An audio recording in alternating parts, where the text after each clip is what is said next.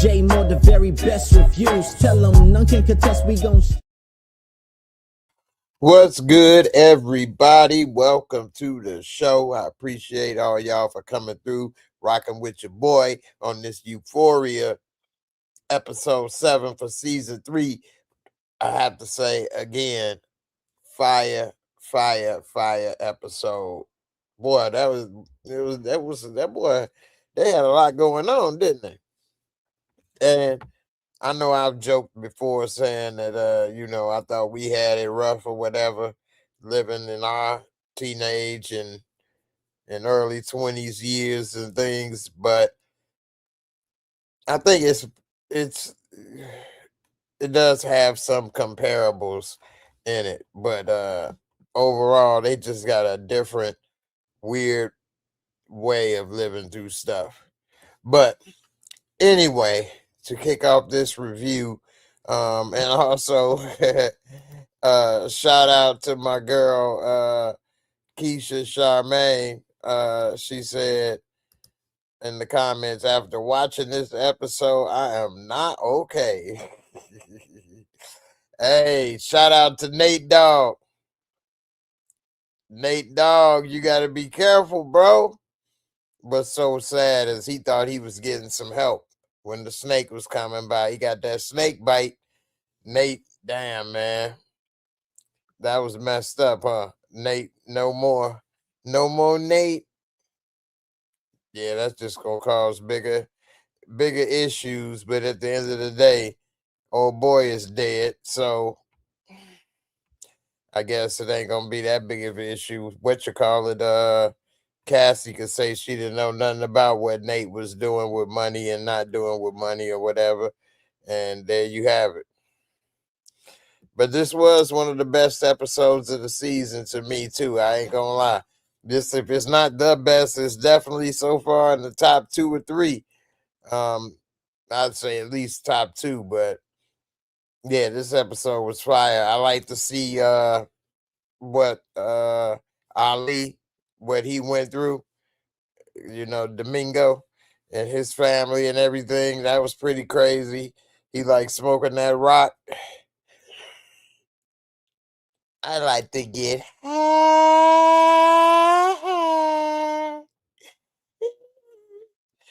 Smoking that rock, baby. What's up? You want some of this Mandingo warrior? This is a white girl like, I don't normally do blacks. I'm about to make up for it with you. Nah, but yeah. I'm glad I ain't never smoked crack. Glad I never smoked crack.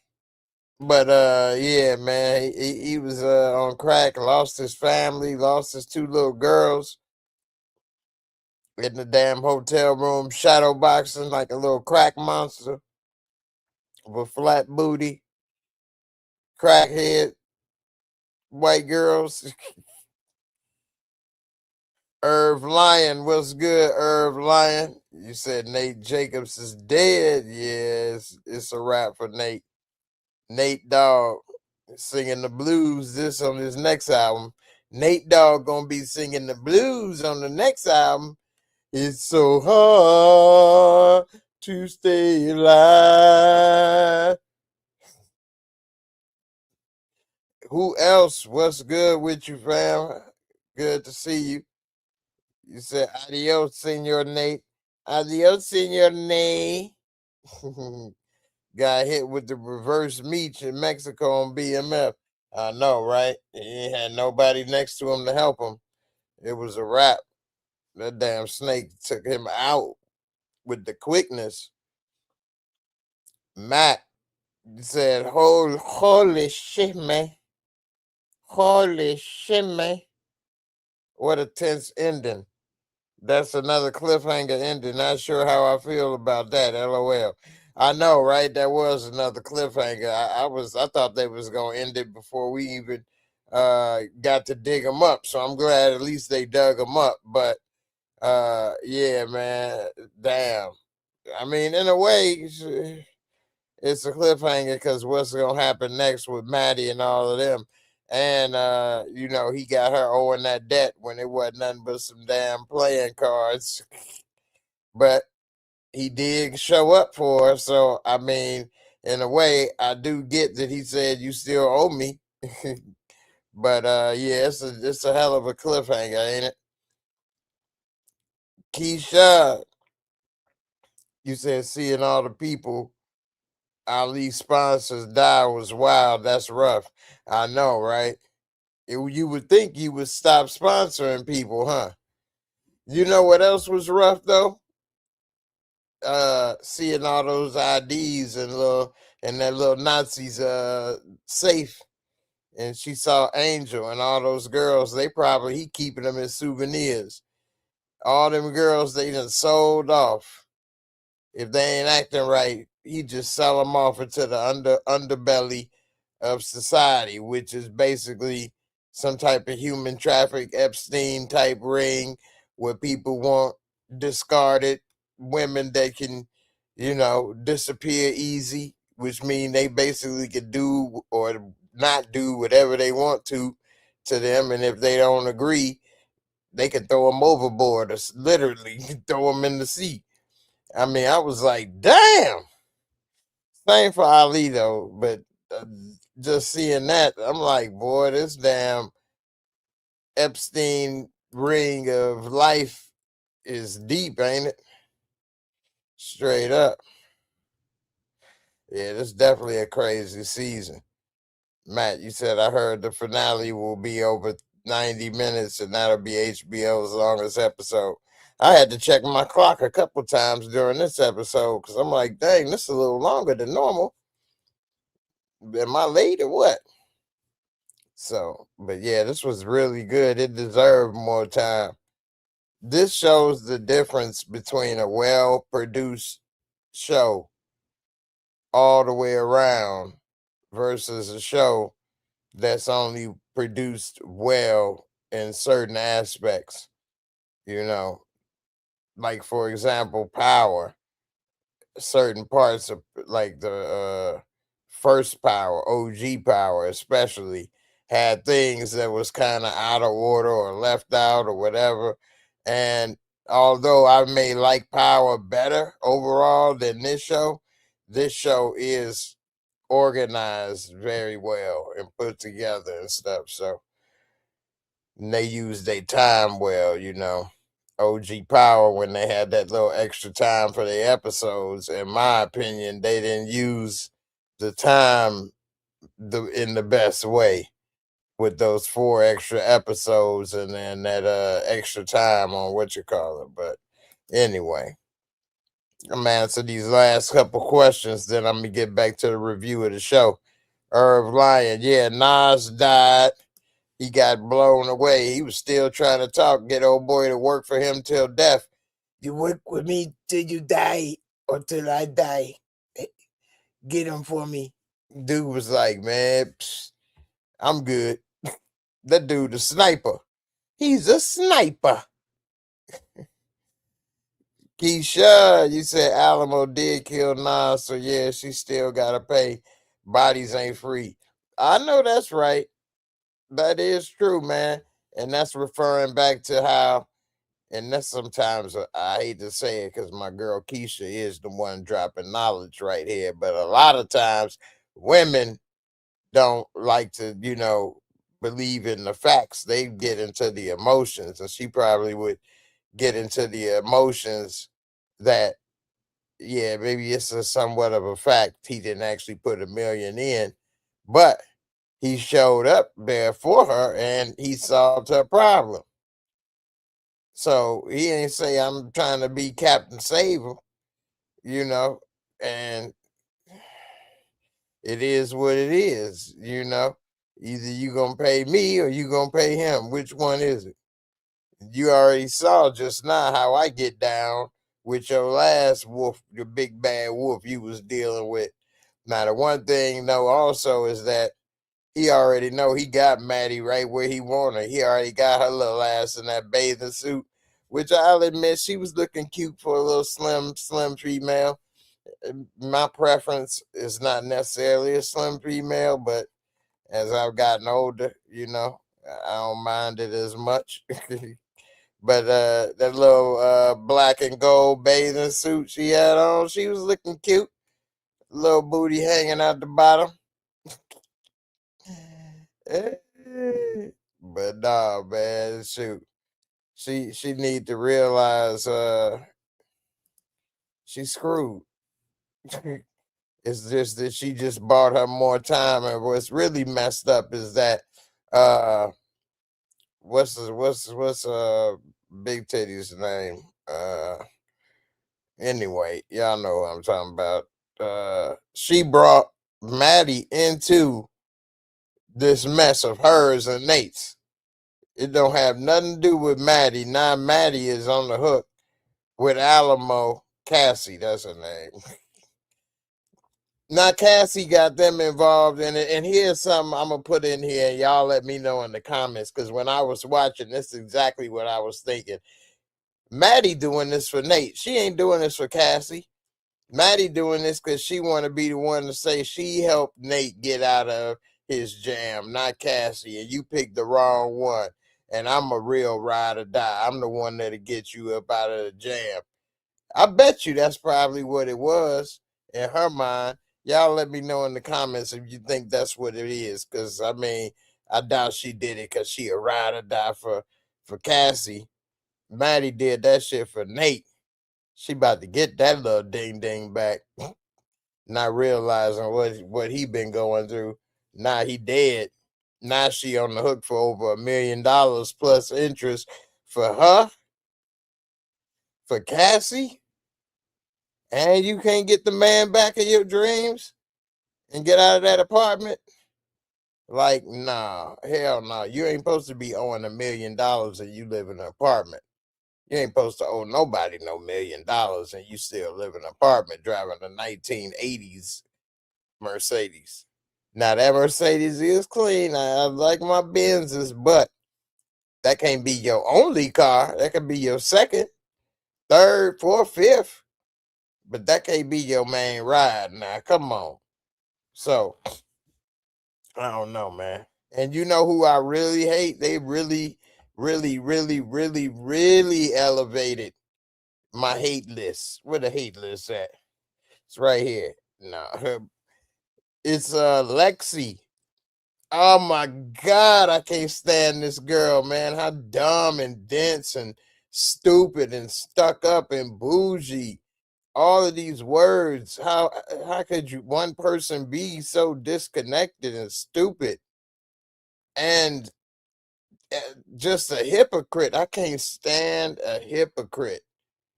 How can a person be a hypocrite and talk about somebody or talk about something else, and then if it come your way, you be the first one on board doing what you was just dissing? Like, that's so weak. I remember this one female I used to talk to. She ain't have a lot of money, and it's around the time when the smartphones just came out. She was talking about everybody be on their phone and on Facebook and Instagram, and they losers. They just ain't living their life and this and that.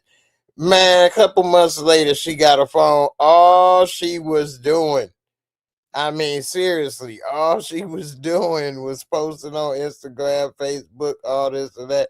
And I'm like, I thought people that do that was losers and this and that. Well, that's before I knew what it could do.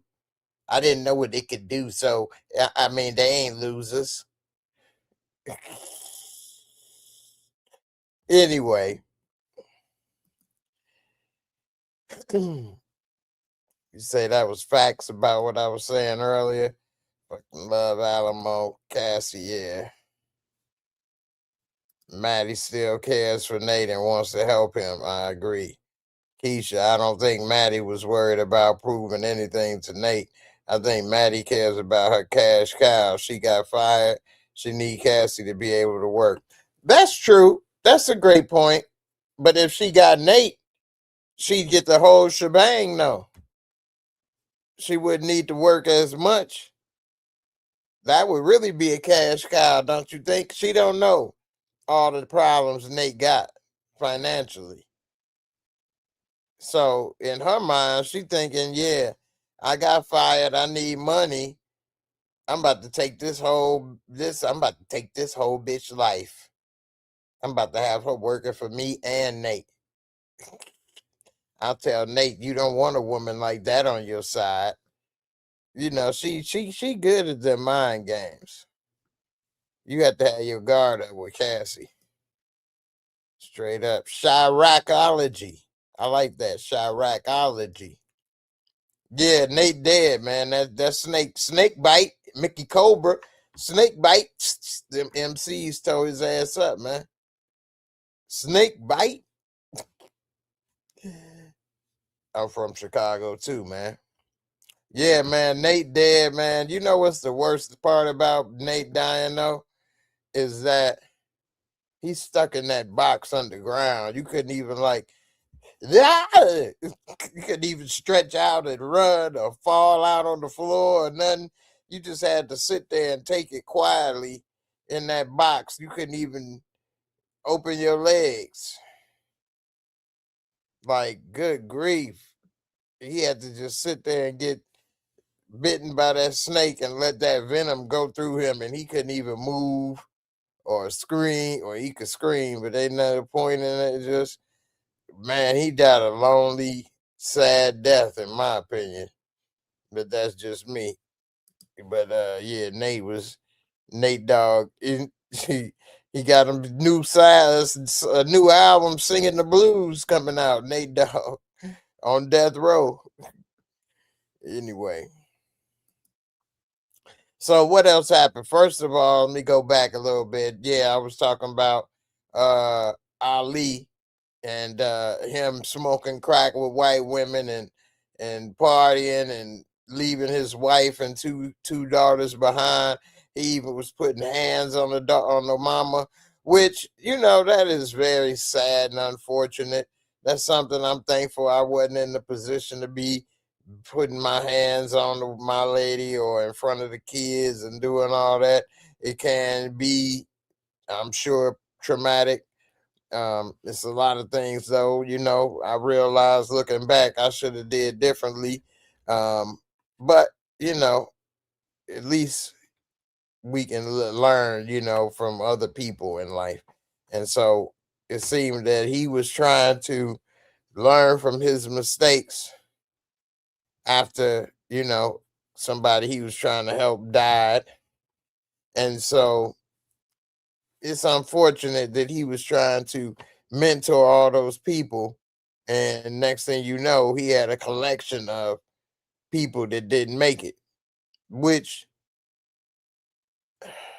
I know if you probably a police officer, maybe, or even an emergency room nurse or something, or it's a lot of different fields where you can work and you can get used to the people not making it, and it can roll off your shoulder. But if you trying to do some one-on-one mentoring with people and they don't make it, you know, they checking out the game too early. I mean, I don't know. That might wear it way down on me. I know, for, you know, example, I'd probably be feeling like, dang, what did I do or didn't do, or whatever the case. So I see now a little bit. Too bad the show damn near over with. But if you look back, you can see why he would be given to care about Ruth so much, because I did used to wonder, like, man, why does dude care so damn much?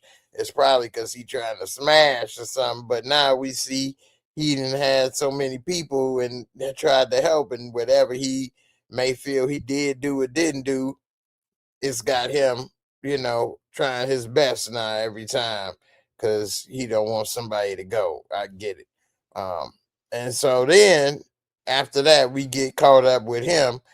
We get to Lexi, the one that I cannot stand, boy. So what's crazy is, how did they find out about her sister with the porn? Which Lexi the one that brought it up, hating because she didn't want her to get the job. But they said something about it came loose, the information or whatever. Anyway, find out that Cassie was doing OnlyFans. And so she basically got fired from the TV show, which, this is true about that business, is that they really don't give a damn. Like, they might have wanted me to, end all my YouTube stuff. I was showing my titties. I was, nah, I'm just, the been losing fans and this, but nah, been negative in fans. I'd have been owing people views. But nah, but see, what I was gonna say is they'll let you quit your job, whatever job it may be, and rearrange stuff with the hopes that you got this, opportunity, and then just like that, snap of the fingers, decision made, talking to people, we going in a different direction. You could have flew out that way and you told them, hey, I'm in this area, I'm flying this way for this and that. Yeah, we got you. We gonna do this or that. Yeah, well, we changed our mind. We go, I just talked to you and said I'm flying out that way. Like, they really will do that to people.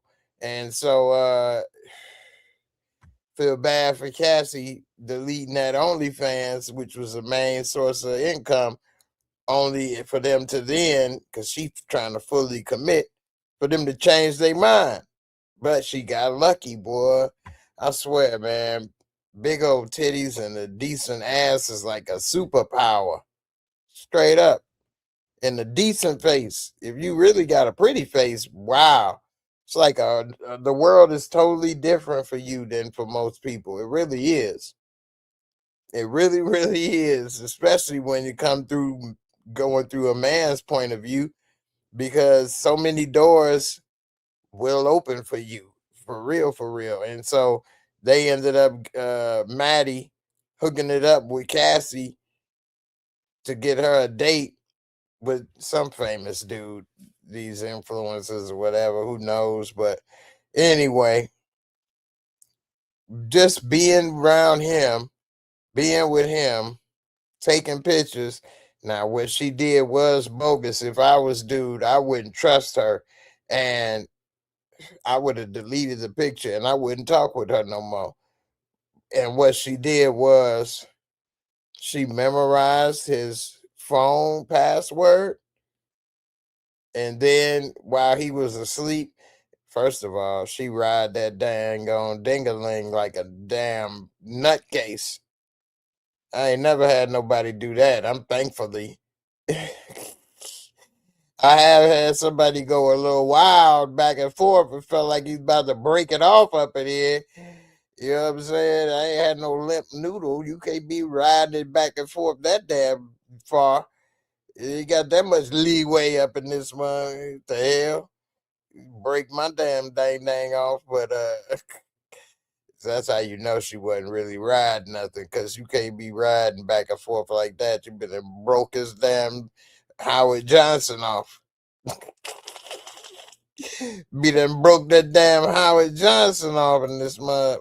But nah, she was able to get in this dude's phone and post on the dang on Instagram and all of his media, social media, that she's the best fork and spoon in the damn kitchen. Like, what? That First of all, if you memorize my password alone, we done. I don't care who it is. You can't be my friend no more. I ain't your friend no more. But nah, it's amazing, because the point of this that I'm going to, I got a point. Hold on. Nah, but the point is, she got up to 100,000 subscribers by the end of the night. What? Now, again, my titties ain't that sexy.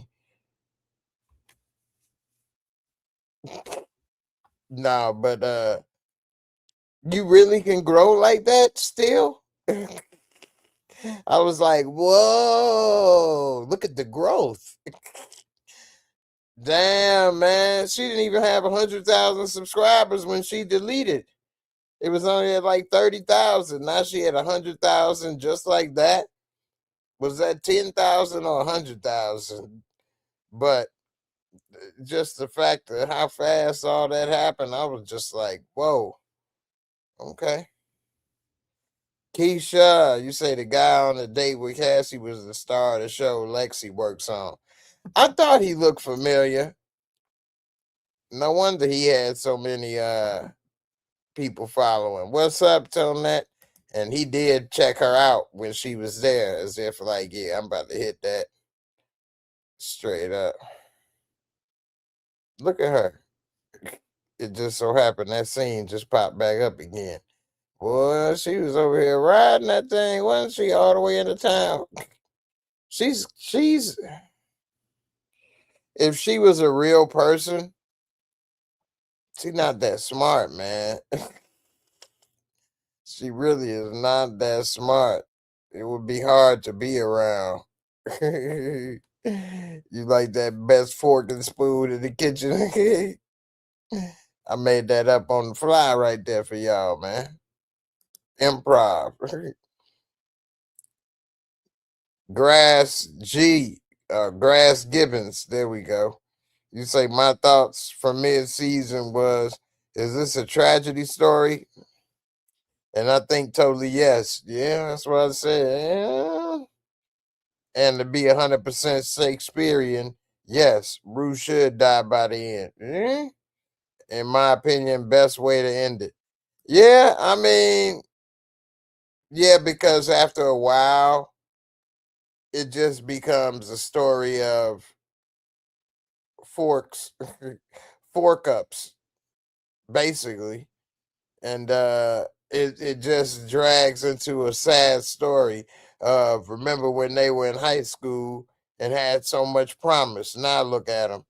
They're 40 years old, still wearing the damn bell-bottom jogging pants and Chuck Taylor Converse. Like, it gets sad and pathetic after a while. So yeah, they need to die young in order to be appreciated, because otherwise, if they keep living and get to be in their 40s, they'll die pathetic. Like, you never figured it out, you never did.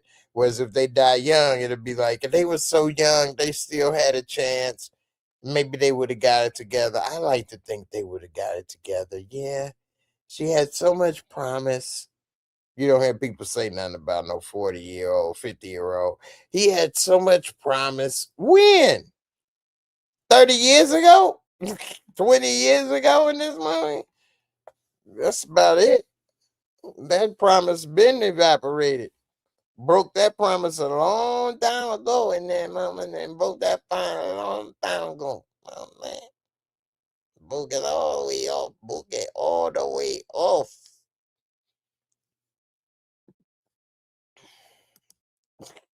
Who else? Subscriber growth equal to algorithm is undefeated. I know, right? Truth be told, I could do a few things that would make my stuff go differently, but the amount of work and money and things that go into all that stuff these days, it's just different now. They did a great job. I'm getting sidetracked, so I'll make it quick. But YouTube did a great job of basically getting everybody off of free television. YouTube basically killed free television. And so then, let me get back to Euphoria. But yeah, they did kill free television now, man. All right. So what's up? We got Joey Stiletto TV. I can't get away from the TV guys. No, you say I got a feeling we're gonna have a snowfall ending. Yeah, I mean, what you think she gonna be alive? Just a pookie, but she lived. She just asking for change. Yeah, now that's something right there. Grass Gibbons. The entire story is drug addiction has serious consequences. We are rooting for it, but to send the message, sadly, it still ends bad. Yeah, that is true. I mean, when I was growing up, yeah, Keisha, you feel me what I was just saying about the TV stuff. But when I was growing up, I mean, I was born in 78, so I roughly grew up in the 80s and 90s. I'm like the last of Gen X. But anyway, we would talk, cracking the eggs. This is your brain on drugs. Any questions? Yeah, do I get some bread? White bread or wheat bread with that? Is it some bacon? Anyway, boom, boom. But nah, but we would talk back then that once a drug addict, always a drug addict. Hell, even in New Jack City, Pookie, he got clean, but then he went back. It's like once it's in you, it's always in you. You never get it off. You never get that monkey off your back. So to see the way they got it in Euphoria, like you say, this story is drug addiction and what you say, the entire story, drug addiction has serious consequences, and sadly, it still ends bad. That's basically that same mentality that everybody on drugs is gonna end bad. Just like everybody that sell drugs, you either end up dead or in jail. Those are the same type of like stereotypical tropes and things that was used in the 80s and 90s, which of course is not all the way accurate. Of course, most drug dealers actually don't go to jail. And they don't become Nino Brown either, though. Don't get me wrong, but a lot of them don't go to jail, as well as a lot of people that are on drugs. They do get off of drugs. It's not easy, depending on the drugs that they on. Don't get me wrong, and I'm not no drug counselor expert, although I have stayed at a Motel 6. Grass Gibbons, you say, I know people addicted to drugs that got they shit together, man. I'm gonna get my shit together, man. After this hit right here. Then died to drugs. Damn, see what I mean? It can never get away from you. It's always calling me, man.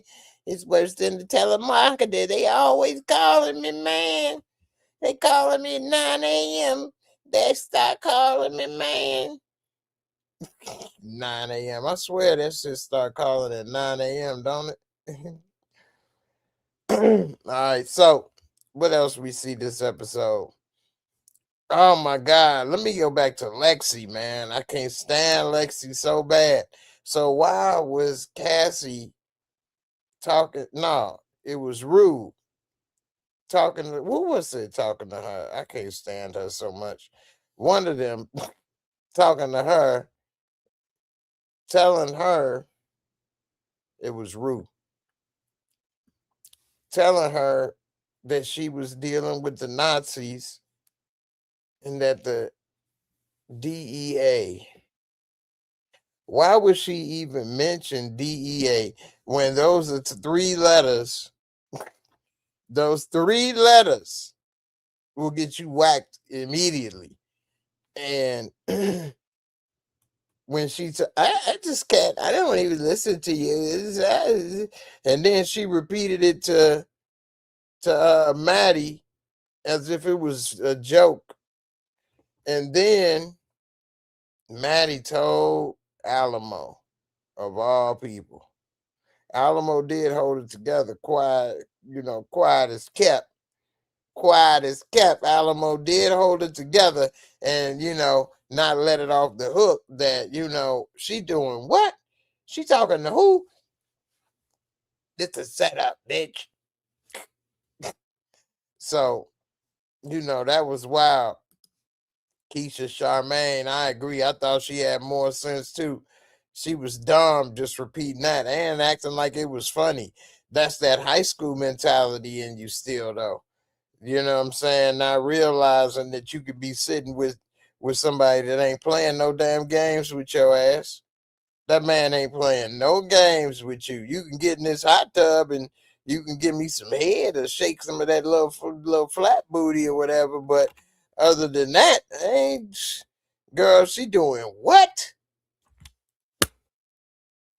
Straight up. Hey, for real. B, what's good, sis? How you doing?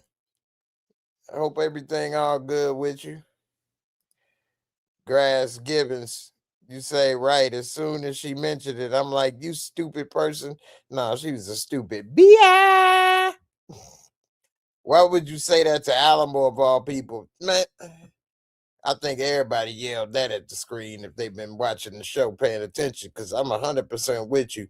Why would you? And you acting like that's funny. Now, does she know Alamo move weight? I don't think she does she? Even though if she do or don't. Like, you talking too much. And you saying this when you know Rue is too connected. And you now are connected just as much because you got two of his girls from the club up in there, which they trying to give old flat white girl a damn BBL. She just look a little weird to me. I don't know.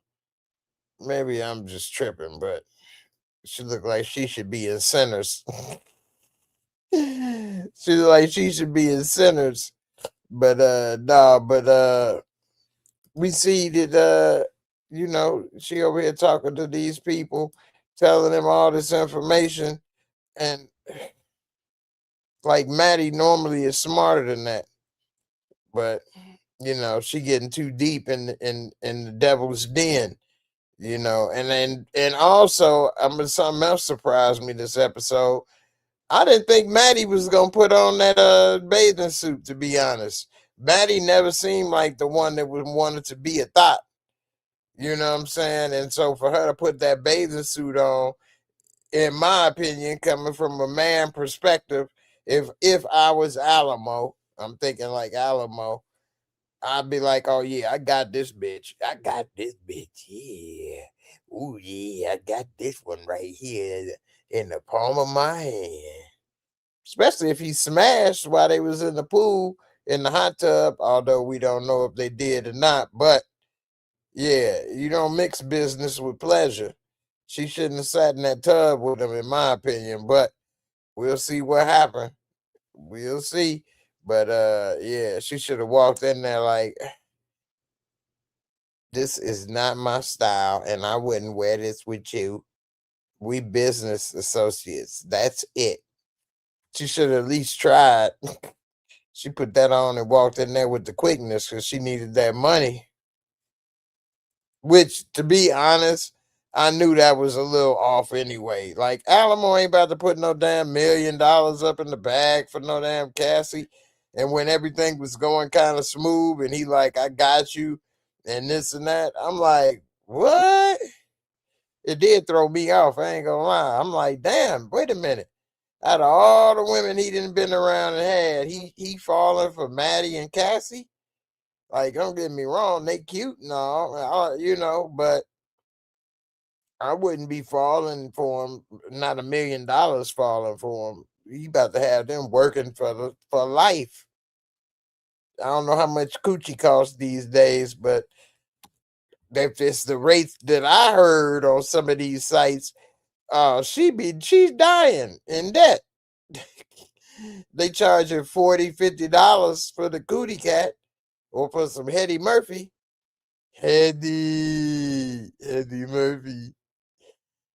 $50. If they want some cootie cat, what, $300? How many dudes you gotta screw at $300 to pay off $1 million? Where my calculator? Let's just say if it was $500 a man, and $500 a dingaling, let's just say it's too much.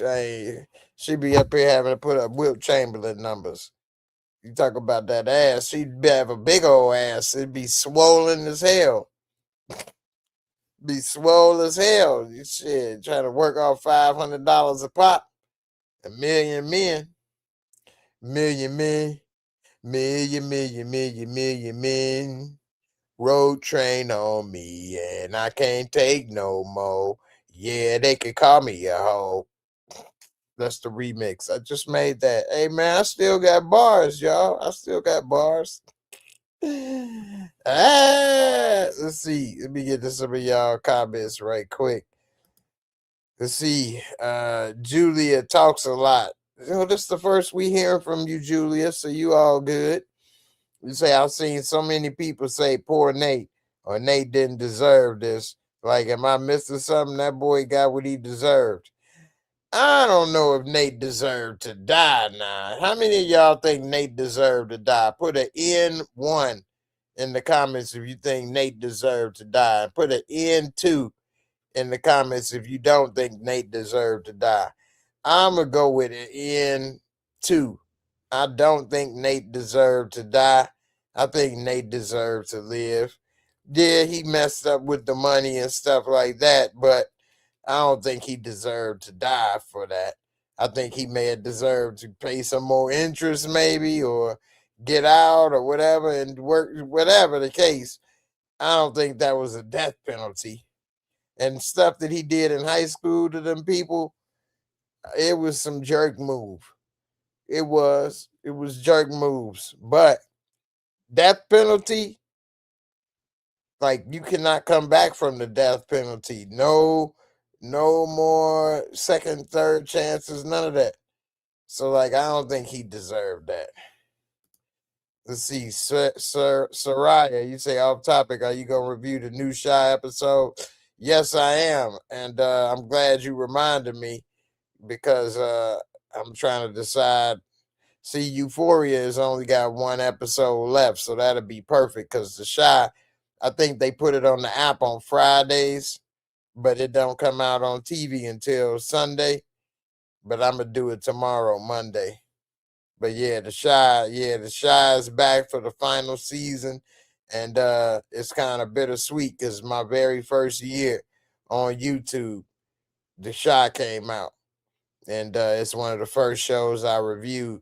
They did take like a year break, but it's been what, like 8 years now, 8 or 9 years. So for the Shy to be off the air, it'll be that's the last show left on the air from when I very first started. Power's off the air, all kind of stuff off the air. So, and Power, Raising Canaan about to be off the air. So, but yep. How many of y'all been watching basketball, man? Hey, man, Wemby. Woo. OKC and the Spurs is the true NBA Finals right there. They the two best teams in the NBA right there. But Wemby, that boy is something else, ain't he? Damn. Let's go on to the next one. Let's see. Grass Gibbons, you say, as soon as I saw him clicking his rings, I'm like, oh, he about to fork some cheddar.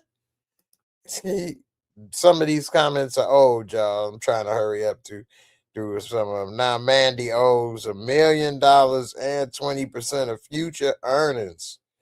That's just horrible. She ain't going to make no money after taxes. That's what, 60% of the money gone? Taxes going to be at least 30-40%. So she at least got 50 to 60% of the money gone. They left with 40%. She make $1 million. She'll be lucky to have 400,000. Don't get me wrong. I'd like to have $400,000 right now too. But if I made $1 million and come back with 400,000, that's less than half. I'm gonna be feeling some kind of way. But you know, it is what it is. Grass Gibbons, love the remix. I appreciate it. I still got them bars, huh? It's the remix, baby. Sebastian, you say best episode of the entire series. Yeah, it definitely was one of the best, if not the best. I'm agree with you. All right, Chantel, you gave an N1. Nate deserved to die. N1, Grass Gibbons. Damn, man, it's hard out here for a pimp, ain't it? Uh, who else gave it an N too? He didn't deserve it. Keisha Charmaine. Nate didn't kill anybody. He deserved to lose some fingers though. Yeah, okay, I agree. Well, I don't know about losing fingers, but then again, if something gonna happen, that's on that line. Before his death do us part. I'm with you. The fingers and stuff was enough. Man, you put me in a box underground. That right there, the torment and stuff of that.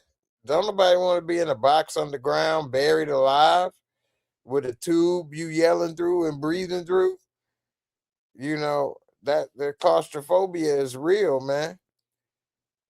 So they put Nate through a lot, in my opinion. I think he didn't deserve to die at the end. I think that was messed up. But, too late now. Julia, you say he abused his girlfriend. Okay. Blackmailed Jules and put an innocent man behind bars. I forgot about that part. I think he deserved the bite because his face looked like the kid he messed up in the first season. Julia, you got a good memory, girl. I don't remember the kid in the first season, and I forgot all about getting the innocent man behind bars. Although I still wouldn't say he deserved to be checked out of the game of life. The fingers, the toes, maybe a couple more fingers, have him come up like this. What up? What up, bro? That's all he got left. He really be a part of Epstein class.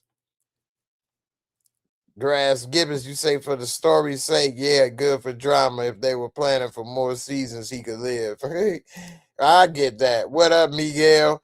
Although I'm a more of a story first person, however the story goes, and however we end up writing it or whatever, but I get it, people, because when you start making this excuses or ways out for your star, it becomes like some power where you be like, yeah, they definitely ain't making it out of this. And then all of a sudden something happened and they get out of there scot-free. You'd be like, man, what the hell? And it kind of make the show corny in my opinion. But anyway, I've said this I don't know how many times. I'm with you on this one, EHB. He said with all the fraud, his wife should sell the house. I know, right? She talking about she don't want to downgrade. Man, y'all better sell that damn house. Shoot. You say, why does Maddy owe him $1 million? Bishop didn't lose it. Yeah, but that's beside the point. So here's how I get what you saying. And let me just say, you thinking in square life, which ain't nothing wrong with that. Okay. But here's how it works in gangster life. So he looks at it as, I'm here and I had the bag that you thought was the money, and so did old boy. And I'm the one that killed him for you. And y'all the ones that got everything back you wanted. That ain't my fault he dead. So you owe me. Otherwise, Nate would still be dead. You'd still owe old boy Nas. Your girl would be tied up still right now. So in his mind and in the truth, he helped Cassie get untied and free, and he helped them free Nate. He wasn't gonna give him $1 million no matter whether it was in the bag or not. Now he didn't tell her his plan, but he didn't know in his mind, is it a setup? Is she lying? What's happening? She may mess it up. Any of that. So, oh man, I did see this and I had to do a double check because I just couldn't believe this was real. Oh boy, Ray J was fighting, was trying not to punch him.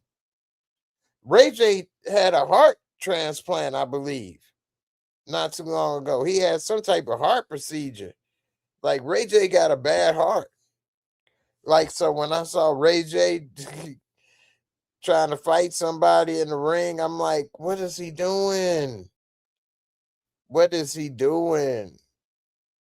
Like, dude is ready to conk out on him, man. He ready to just give it all up. Death by boxing. I think dude punched him like one time. Ray J eyes was like,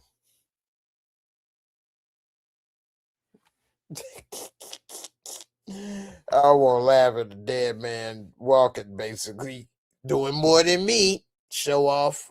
No, but dude popped him and his eyes did roll in the back of his head, didn't he? That was kind of sad. Who else? You say the Shy debuts Paramount Plus app at 1:30 a.m. every Friday. Okay. Let's see. Miguel, you said why he even fighting is beyond me. Stick to what you do. He ain't got nothing to do. That's the problem. Keisha Charmaine, you say, did you peep Jules call a Rue phone number? She got a lot of nerve. Yeah, I did see that. And you right, she do got a lot of nerve after you just smacked the hell out of me and had me falling out on the floor with the damn stuff falling on me. But Jules, to Jules' credit, Rue was a little out of pocket saying what was said, but I wonder how that's gonna all play out when Jules finally get a hold of Rue, because maybe thinking Rue could be missing or something. Who knows? Or maybe Jules got put out on the street and looking for somebody to help Jules. You know what I'm saying? Anyway. Grass Gibbons, you say she asked for one meal. He got the job done. She owes him. He's a hustler. Yeah, well, Shoop say I see. Thanks. No problem, Shoop. That's what we here for. Snoop Dogg. Shoop Dog. Grass Gibbons. It's hard out there for a POS human. Hey, I guess it's a bunch of them over there in Euphoria because they all having a hard time. I didn't even get to the end when they trying to break into that safe and get the keys. How loud can they be? Them lips, boy, they are not sealed with chapstick. Boy, I'm telling you, them lips was bigger than a little bit. Talking too much. But you lied. You promised you'd have the money. Will you shut the fuck? What is wrong with you? You idiot. She really is slow. Shoot, you say also the fact that Maddy also buried Rue, basically. I think that will spell trouble for all of them in the end. Yeah, I know, right? Definitely. I agree. Because that DEA, that's gonna come back. And then how is Maddy gonna explain? Well, once not Maddy explain, once Maddy sees what's happening to Rue, I think that would give her, some type of conscience where she ain't gonna want to be down with whatever no more, which he ain't gonna let her walk away knowing what she knows. So she's stuck. Boy, crazy.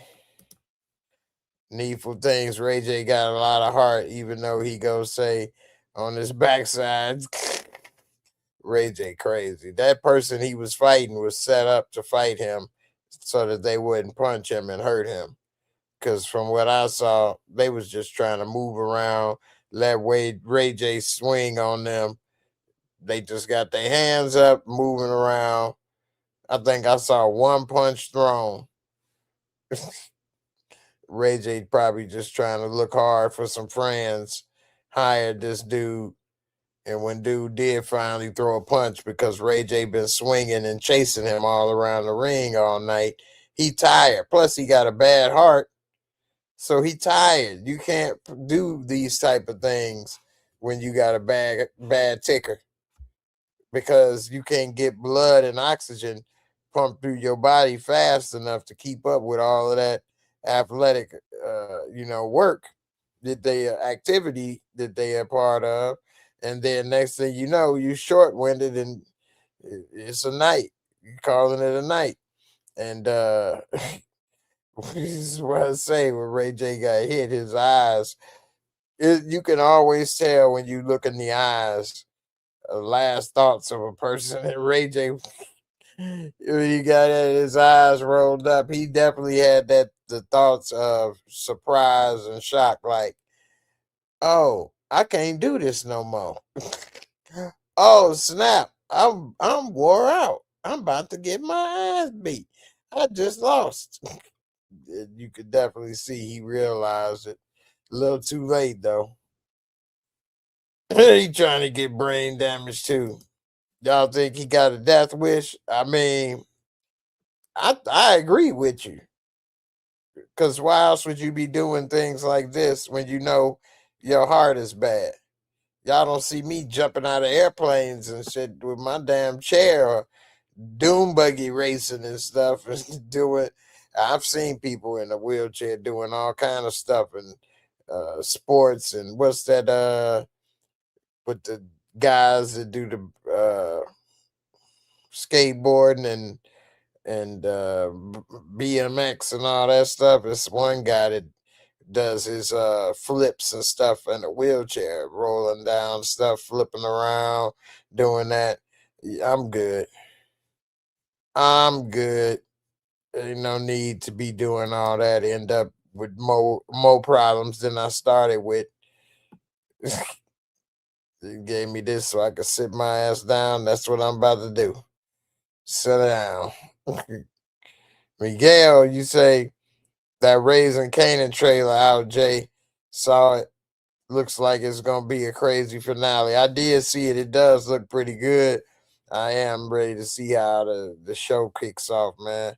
It is gonna be fire. And yeah, man.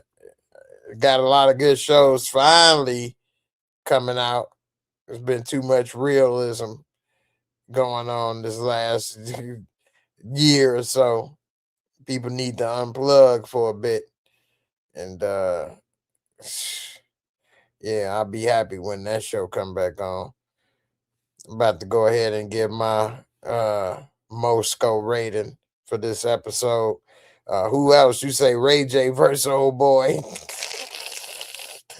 What's your opponent's name? Oh yeah. That's old boy. That's old boy. All right.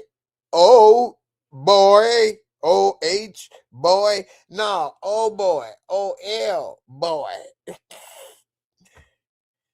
Little man didn't give up. I know, right? Call Uncle Jerome. Getting ready to take it down, bro. Getting ready to take it down, bro. Getting ready to take it down, bro. Getting ready to take it down, bro. Alright.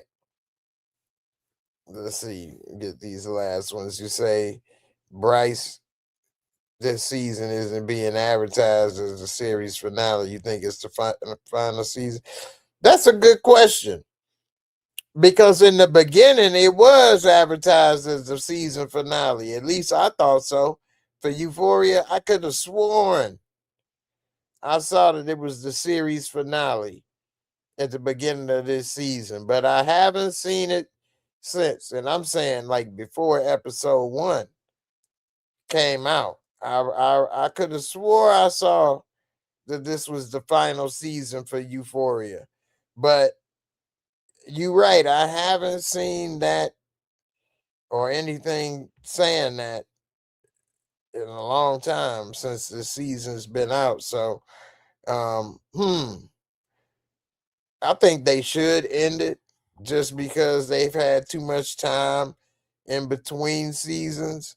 And then with the way everything is going with this episode and possibly the next, if they wrote it right, they could end it there. I'm not the one that like to end shows quickly, but this was more of an ensemble show, and they ain't doing nothing but really.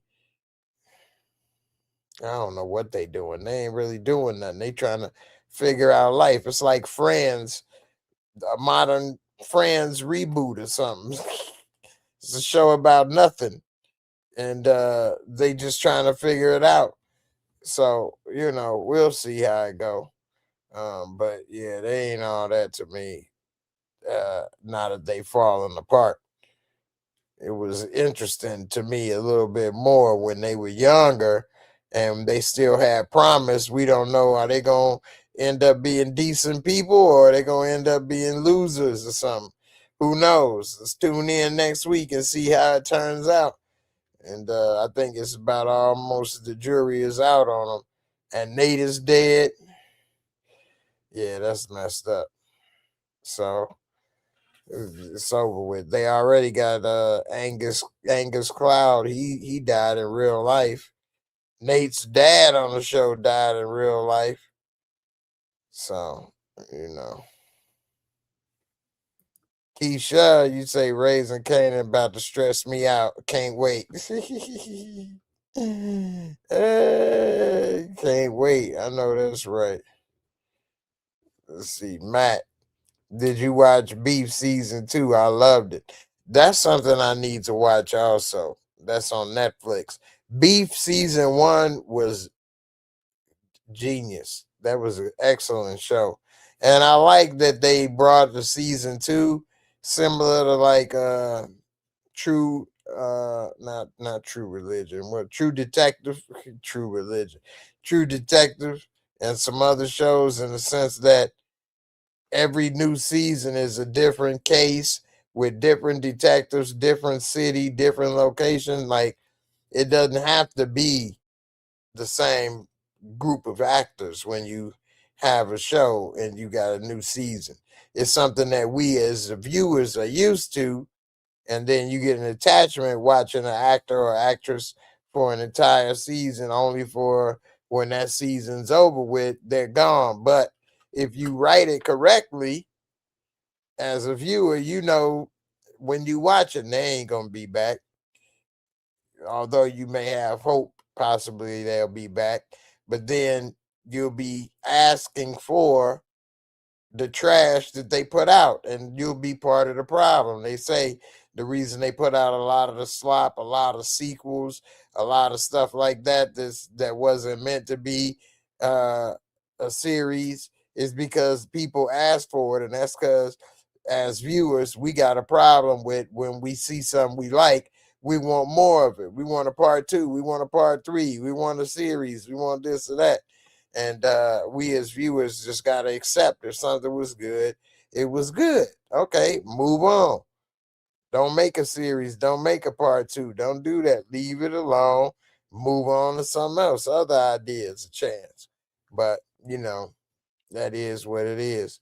But when you do come across something like Beef, that was probably, because it seemed to me it was written as a short series, a limited series, but it becomes such a big hit that in the business, because of course it is a business, you want to capitalize off that big hit, even though it wasn't designed for it.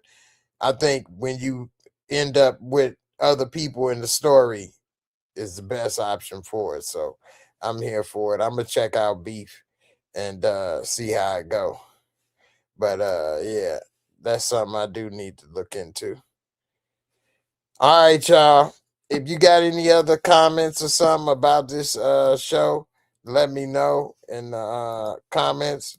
If any of you all want to talk to me about this show, let me know and click this link. I'm putting the link in here. Click that link, and after I do the Mosco, we can talk a little more. So, anyway, with that being said, let's do this.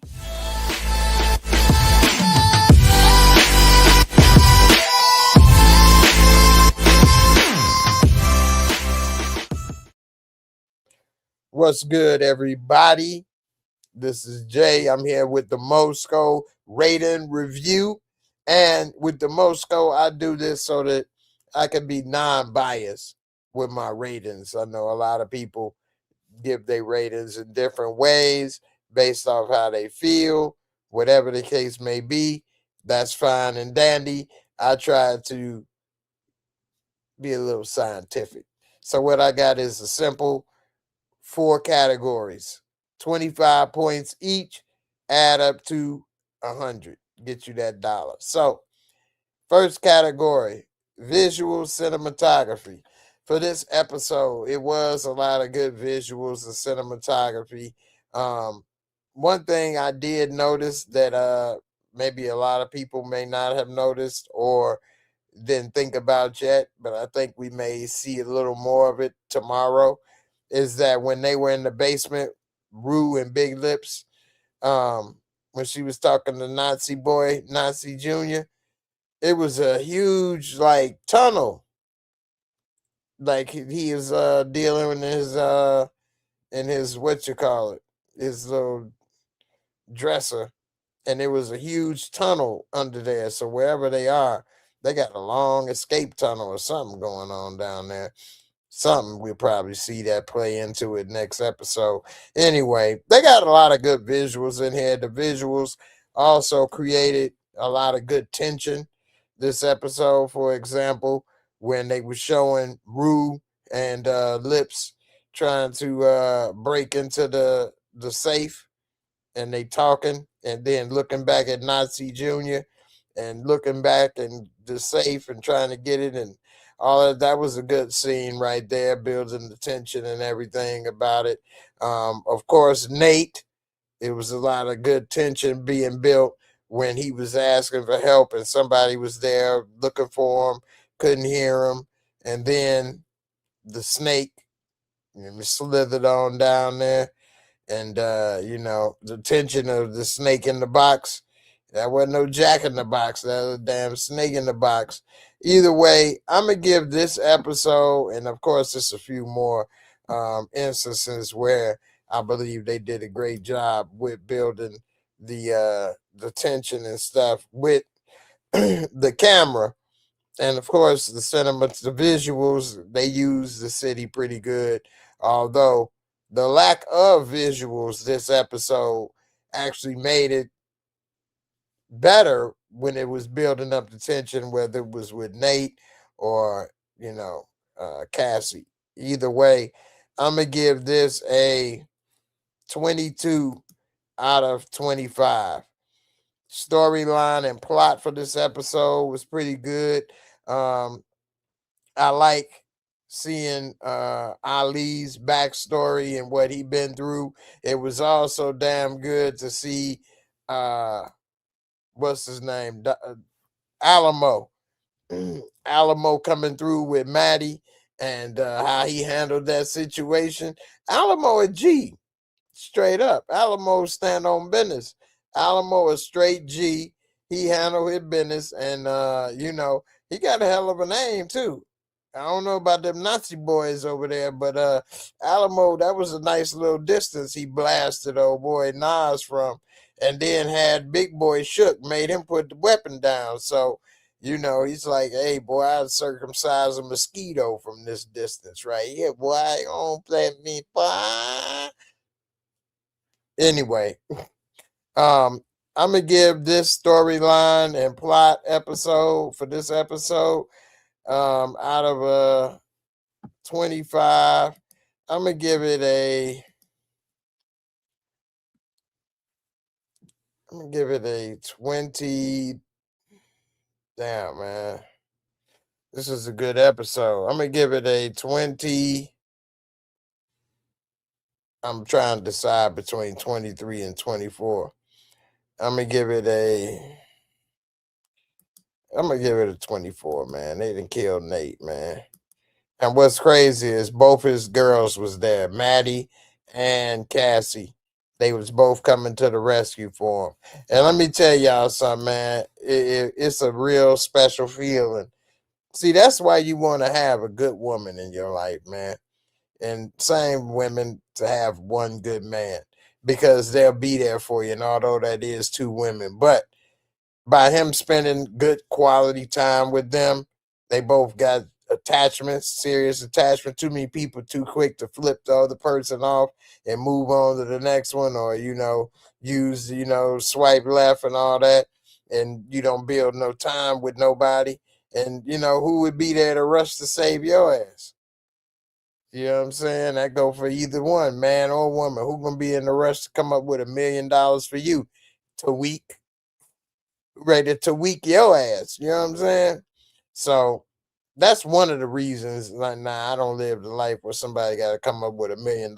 Thankfully, because then I'd be in trouble. But that's one of the reasons it's good to have a good person on your team, man, because they'll be there for you when times is rough. They won't only be there when everything is good. Special effect makeup costumes for this episode. We did see Nate looking like a zombie. But for the most part, they on par with what they normally do for this show, which is have people dressed in contemporary stuff. And so I would give this episode special effect makeup costume, I give it a 22. And then last but not least, entertainment fun factor, which is the enjoyability factor for this episode. And how much was it enjoyable? I really enjoyed this episode. It's sad that Nate is gone. I never was a big Nate fan though. I noticed a few of y'all, man, don't be trying to take it back now, but a few of y'all were like some Nate fans, like how could this be happening to him? He was this and that in the other seasons. Like he was a high school bully. Like what? He wasn't shit. The hell?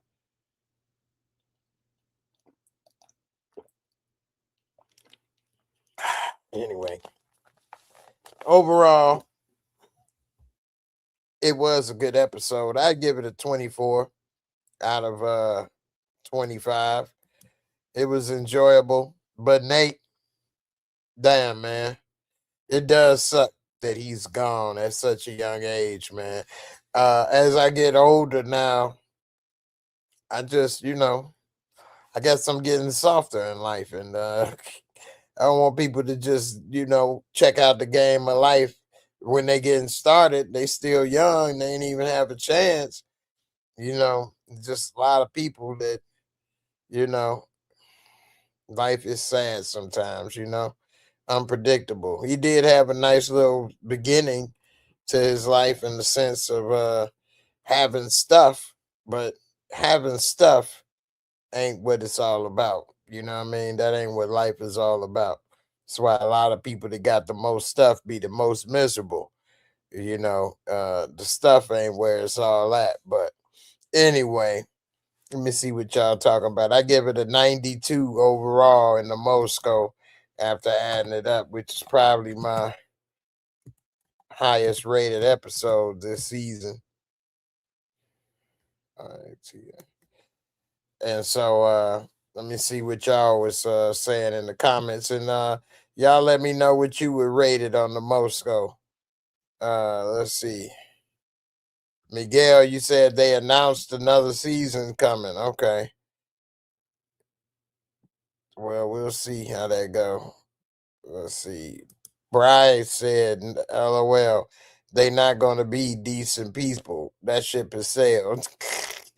Well, the truth is, if they put out a show with decent people, people probably wouldn't watch it. It'd probably be boring because there's no excitement. Nothing that they getting into, which is crazy because they did used to put out like Archie Bunker and all that, Happy Days. And well, I don't know if Archie Bunker, how decent a person he was, but for the most part, they did used to put out shows where people didn't have to have so much killing and drama and stuff like that. All in the Family or Sanford and Son or the Cosby Show. So they love to say people wouldn't watch it if you put it out with decent people, but the majority of TV shows in the history of TV had decent people doing decent stuff. They didn't kill and do all the stuff that it started in the late 70s to the 80s or whatever. So before then, they didn't even show people in the same bed. So it could be, maybe they could go back to that. Keisha, you say, I didn't catch that tunnel. I gotta watch that scene again. Yeah, they got a big tunnel down there, and she laying in the bed underneath that Nazi flag, which that's just got to be creepy. If it's one thing, is and I'll say in my experience, it's not a lot of stuff that actually creep me out just being around it. Other than that Nazi stuff, man, sitting around that or being around that, and it like give you a cold chill. At least it did for me. I just was, ugh.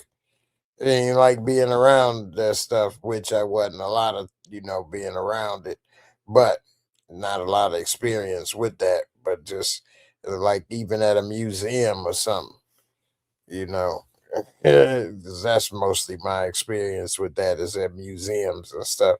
Make that clear. I ain't really, they had me like Remy and higher learning over there. Crystal Stokes, you say, why would Maddie snitch on Rue like that to Alamo? Being reckless. See, this is the thing, man.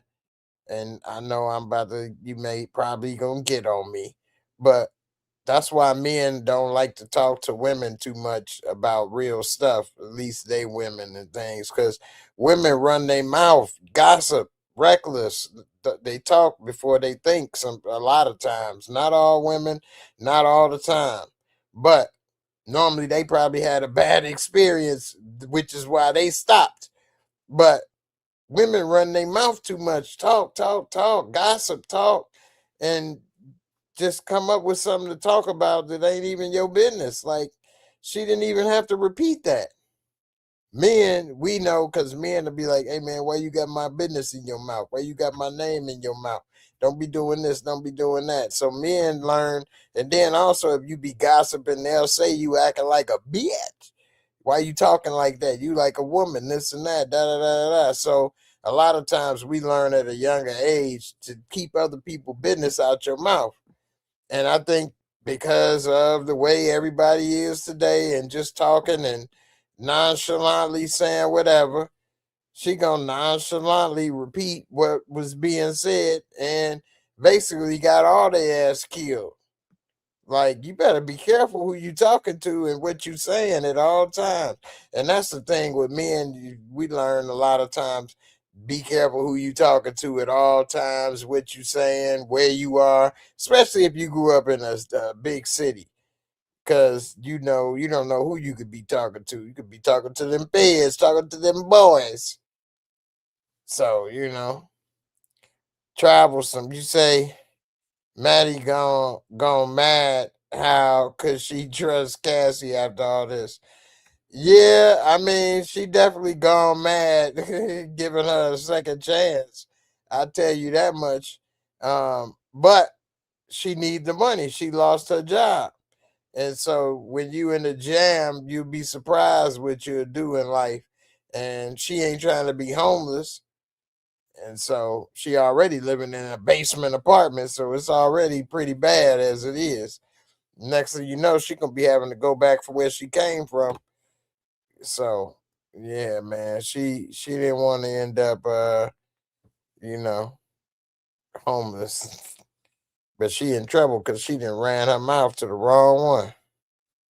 Miguel, matter of fact, scratch that. This is the last one, Jay, unless they do a spinoff or something. I misread the article. Okay.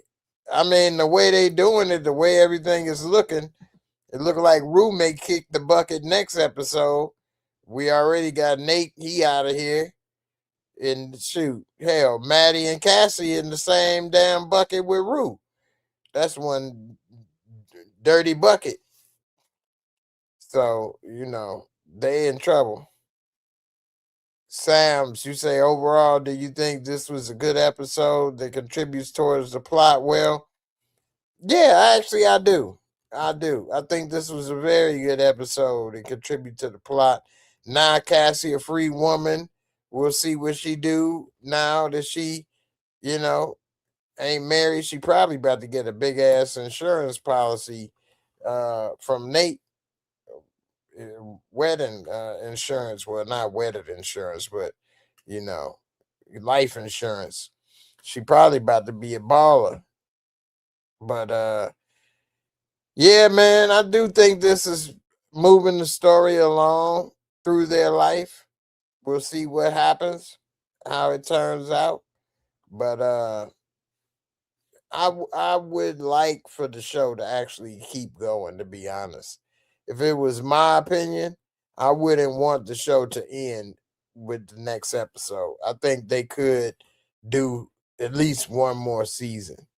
But then again, if they don't have it in them and they really don't want to do it, then I say it's good enough to leave it as is. Because if all they're going to do is phone in a bunch of Jules episodes or a bunch of episodes with some characters that's not that interesting, then I'm good. They could leave it like it is.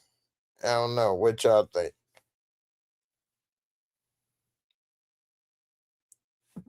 Let's see. Right at Crystal. That's not Maddie's character. Okay. Carolina. Okay, your opinion is rude. By who's she talking to? All right. Sam's. The problem is more so with the show writers than a woman's fault. That's true, but they're writing into that narrative. I mean, if you want to be specific, that's with every show. It's the writers, because none of the actors, are writing for their character for the most part, 99% of the time. But these writers are writing and they're feeding into that the woman's perspective of that. So, you know, Keisha, Charmaine, Nicole. Maddie's not street smart though. No, Maddie is. Cassie isn't. Let's see. If she was, she would have never got involved with Alamo after Rue warned her. That's a good point. And as I was reading this, I was thinking at the same time that, I mean, Maddie is not the most street smart. She probably the most street smart when they were in high school compared to some of them. But now Rue is more street smart than her to a certain extent, although Rue be messing up too. They all be messing up when it comes to street smarts. But yeah, Maddie, she she making mistakes. She got some game though. Just like how she hooked it up for this interview for Cassie by sleeping with old boy or whatever, what interview or whatever it was, getting her to screw him or whatever. I mean, she got game. I mean, I guess it don't take much to get somebody to screw a big titty uh 20 something year old white girl, but um yeah, she should have looked at it different when she told her about Alamo, gave her the heads up. I know when I was younger and somebody gave me a heads up on something, I kind of paused and didn't get involved and stuff. So, I mean, I don't know if they were Alamo or not, but I waited. Now, one of these times I kind of regret waiting, but then again, who knows? Person I was working with, they ended up dying. And because I waited and let them do it all, now when they died, now it was harder for me to do it because they gone and they was doing it. And I can't go up to them like, hey, you remember such and such? Used to do this and that. Well, yeah, well, that was actually for me. You want them still? So, anyway. Miguel, you say, yeah, man, popular ass show, Euphoria. Yeah, you ain't lying. Let's see. This is my last comment for the night. Trey the GOAT. You say, I've seen people say Maddie snitched on Rue to Alamo, but people forget Alamo whole operation about to get took down, so that debt won't matter. That's true. And also, I'll go a little deeper before I go.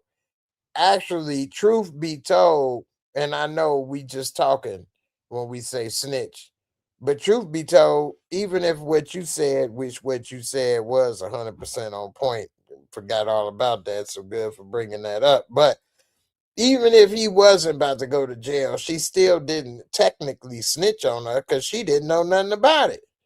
And she not in none of that stuff with her. See, that's part of the problem with society now today is that we call snitching if somebody basically told the police or told somebody about your activity with police or this or that. And I get it. I adopted that same definition. Don't get me wrong, but you only snitching if you was with that person or you really close to that person and they told you in confidence and then you go tell on them on purpose. You know, Maddie wasn't with her and she didn't tell on purpose to get her in trouble. She was just talking like, yeah, these girls, these bitches are crazy. I'm just like you, Alamo. I got to keep my bitches in line too because they be, having dreams and talking crazy too. I get it. Anyway, let me see that big old Alabama black snake. Let me see what you working with. Ooh. But no, all jokes aside, she was just talking like, they tripping. Anyway, what's up? What you want to talk about? Not realizing that you giving some of the game away. You talking too much. So although she was wrong and shouldn't have did that, and watch what you say at all times, because that's even in the Bible. You got to control what go in and out of this right here. You got to control what go in and out of that right there, boy. You know what I'm saying? But anyway, she was being reckless with that tongue and not in a good way. And I would say she's being reckless more so than she's snitching because she didn't do it on purpose and she wasn't there with her, so she don't know what the hell this girl was doing or not doing. Now, if we in the crime together and when the heat is on, the heat is on, and then you tell on me, yeah, you snitched. You snitch.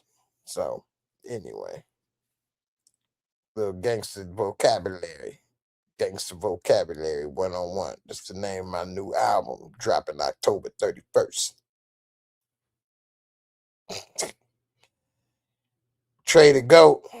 Oh, I already read that. And also that is a good point.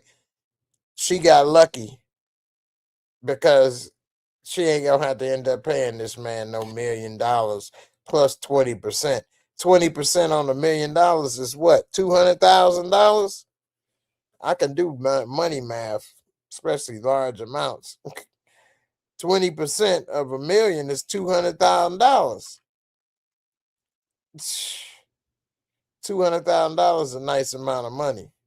I don't know about y'all, but shoot, that's roughly my house payment.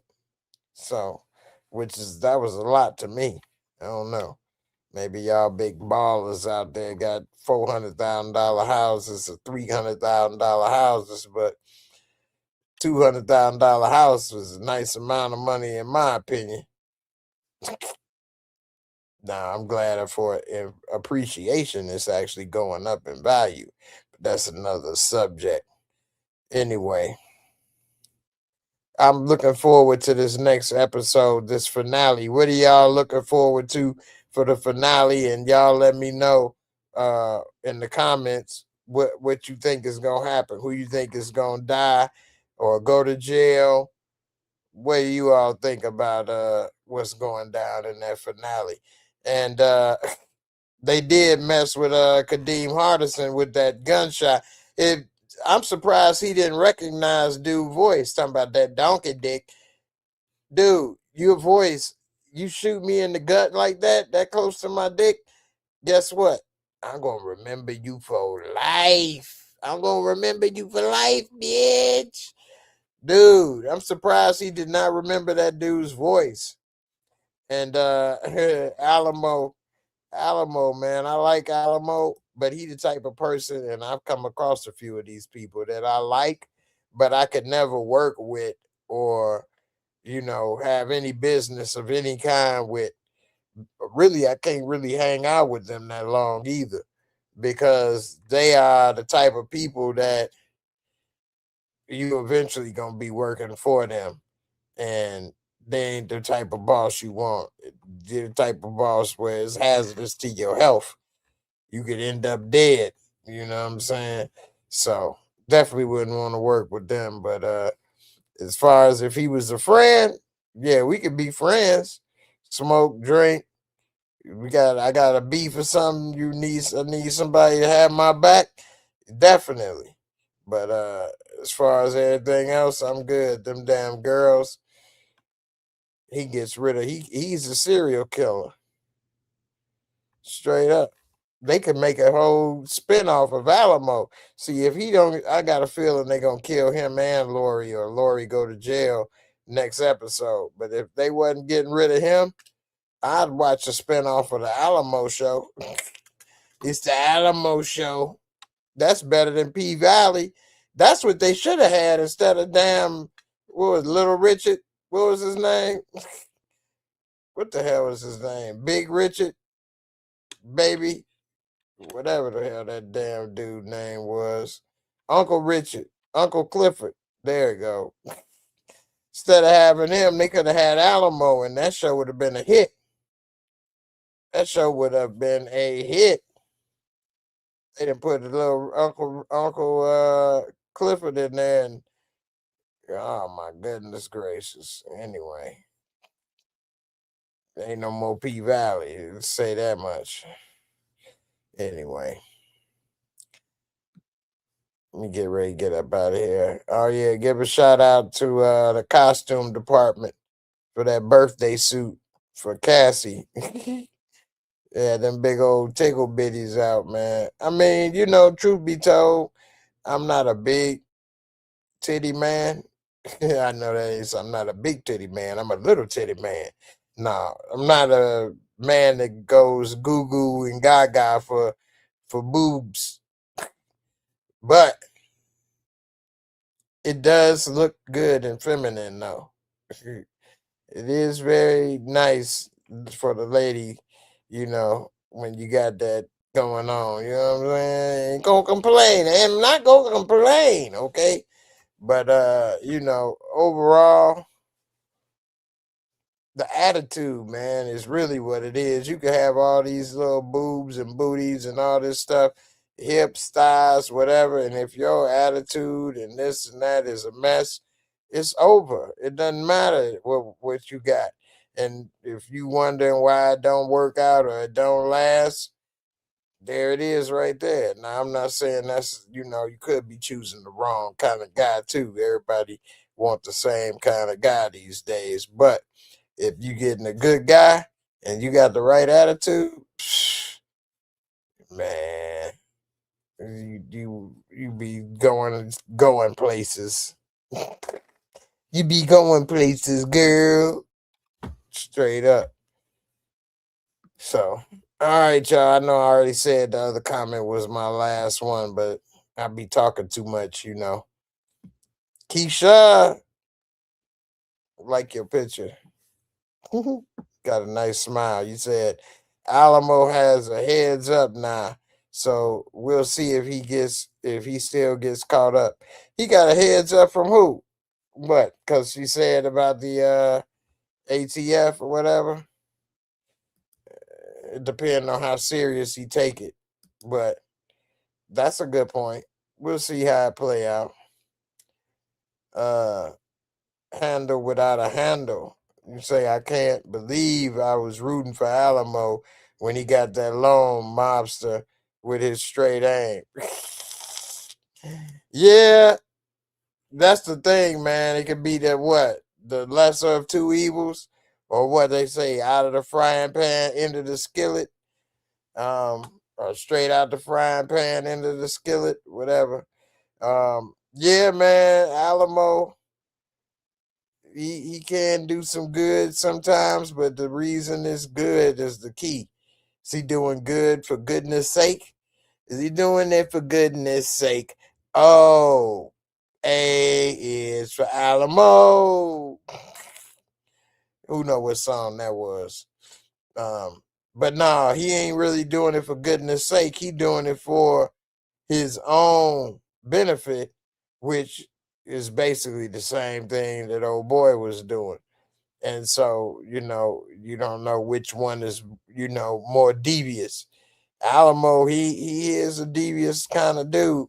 I mean, hell, if they lucky and they better be blessed that he get locked up and they don't have to pay him, although he could be sending people from jail to come pay them a visit, going over there and pay them a visit, make sure they got my money, which, damn.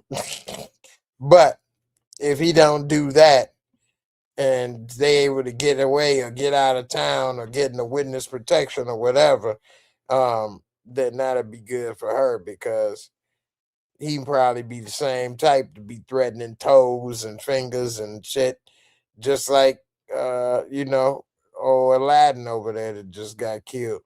So, you know, because in that line of work, you can't kill them, or else you ain't getting your money back. And then you don't want to chop off too much stuff, because then they may not have the ability to get money back, or they look pathetic to people that they know, which means people won't take them serious. They'll think they're a crackhead or whatever the case.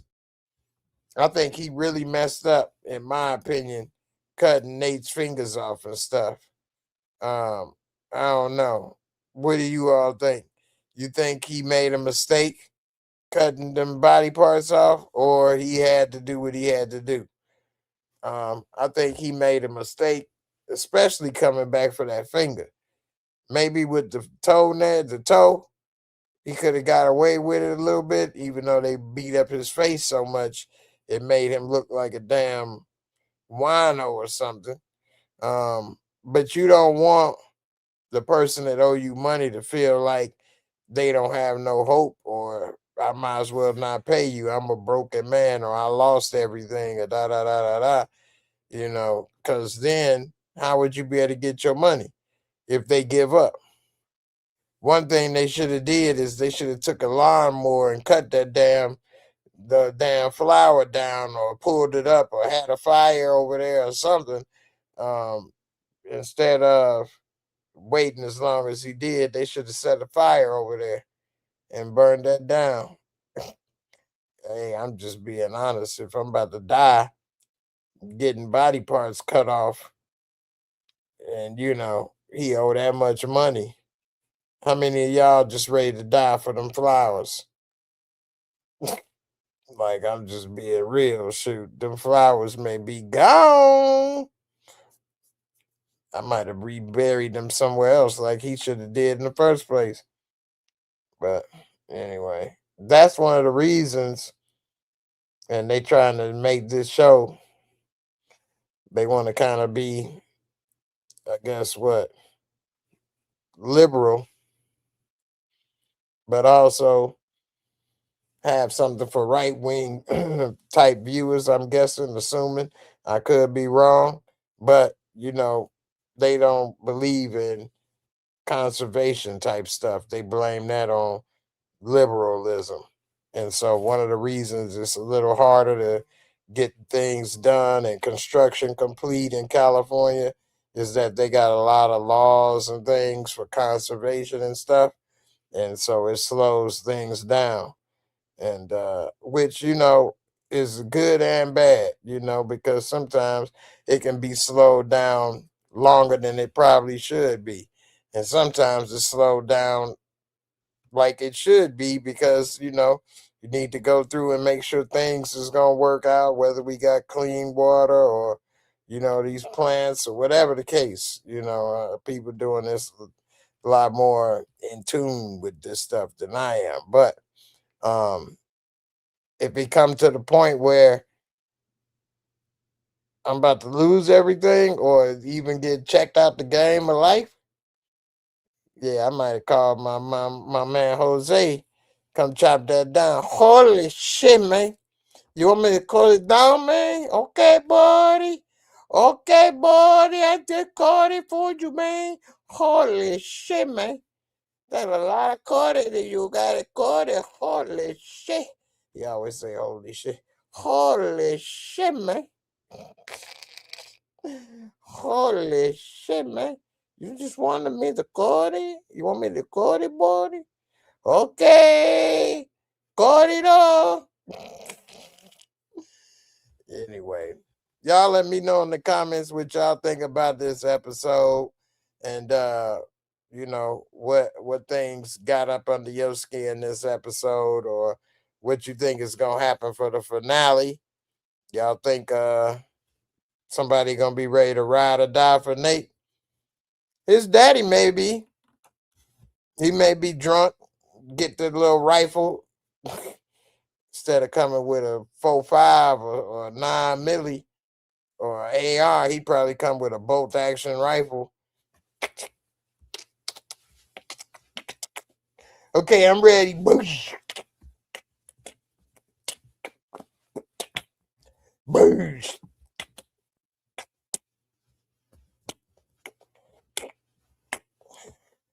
Boosh. Like, dude, get your up out of here. Speaking of Euphoria, what y'all think about the strippers conversating in the back, and they had the little ass shaking contest? White girl ain't got no ass to shake, but it was good to watch. Old girl started making it clap, boy. She was like, that egg clap. Clap that egg, though. Clap that egg, girl. Clap that egg, that.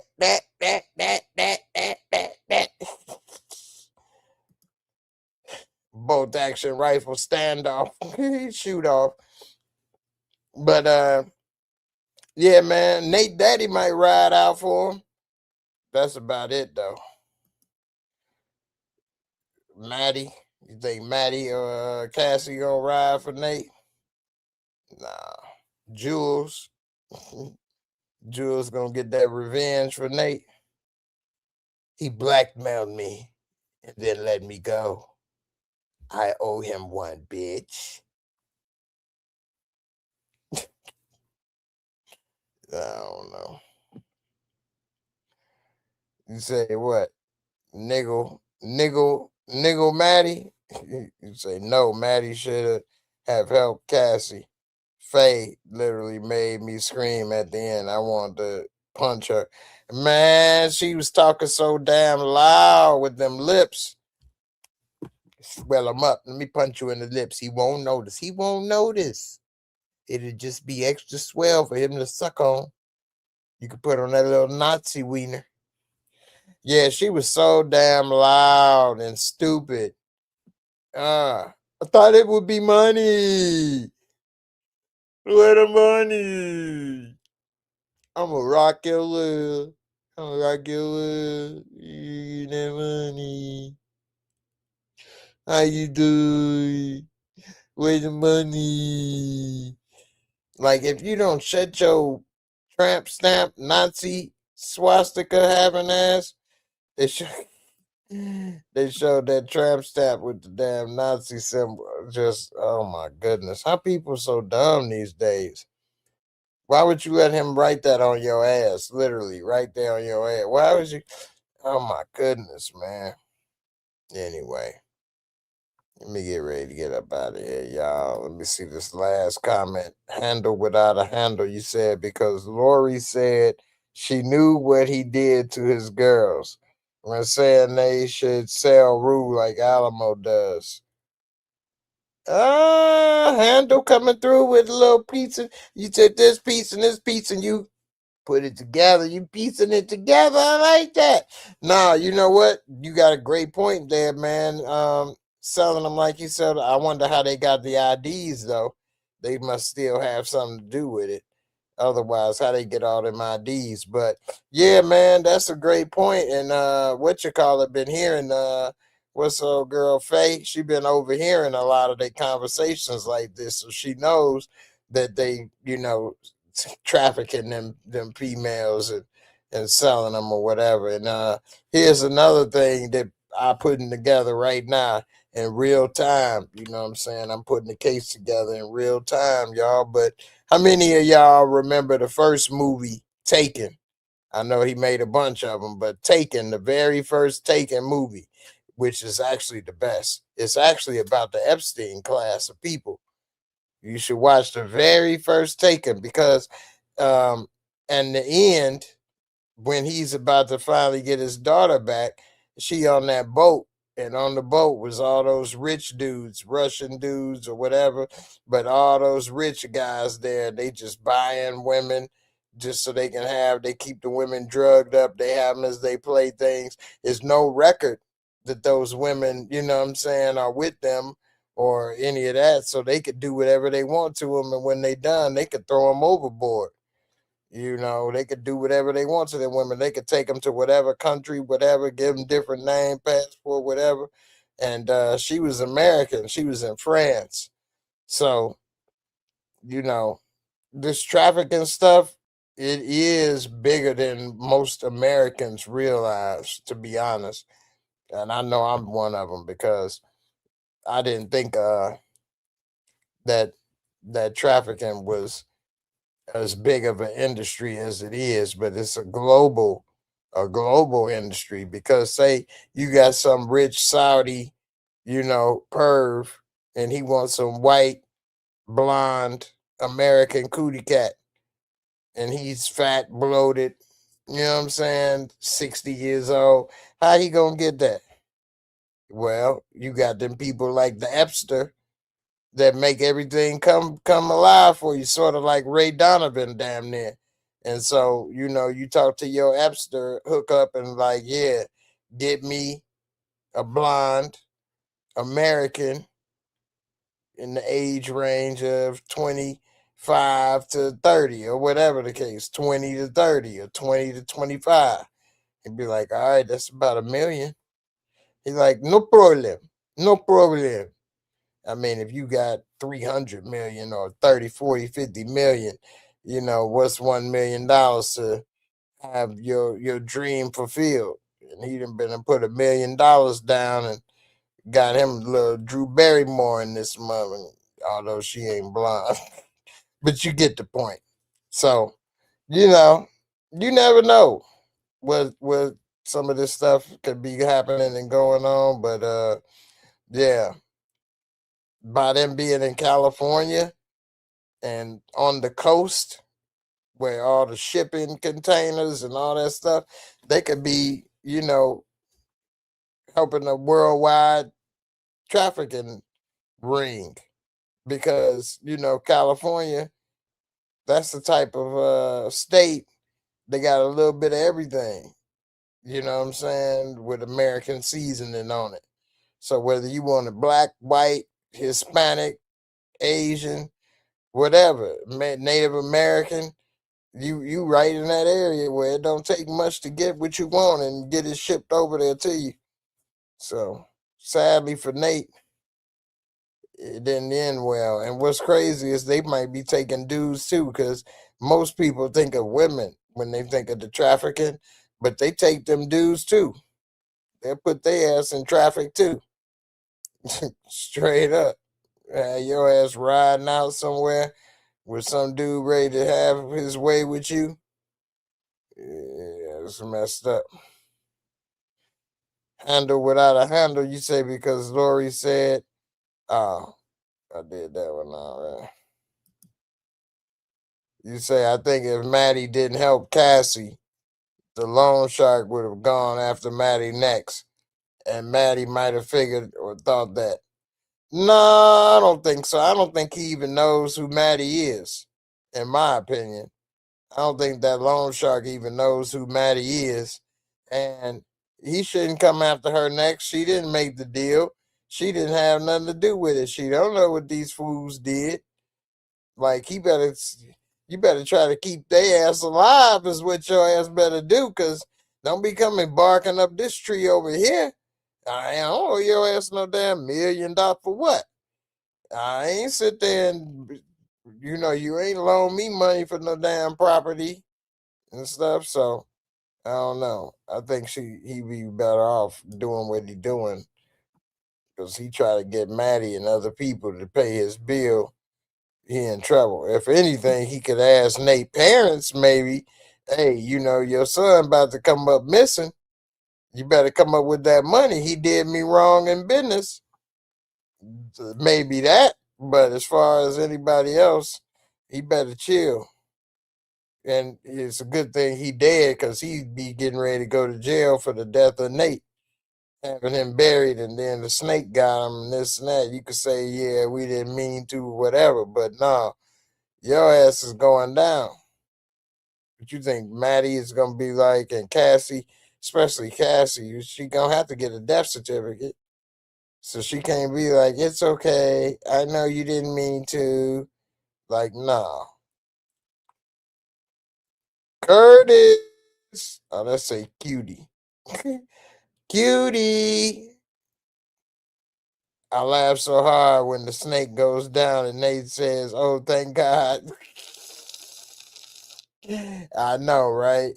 When that happened, I'm like, oh, no. Smack my head and say, nah, that's the thing, though, in life is that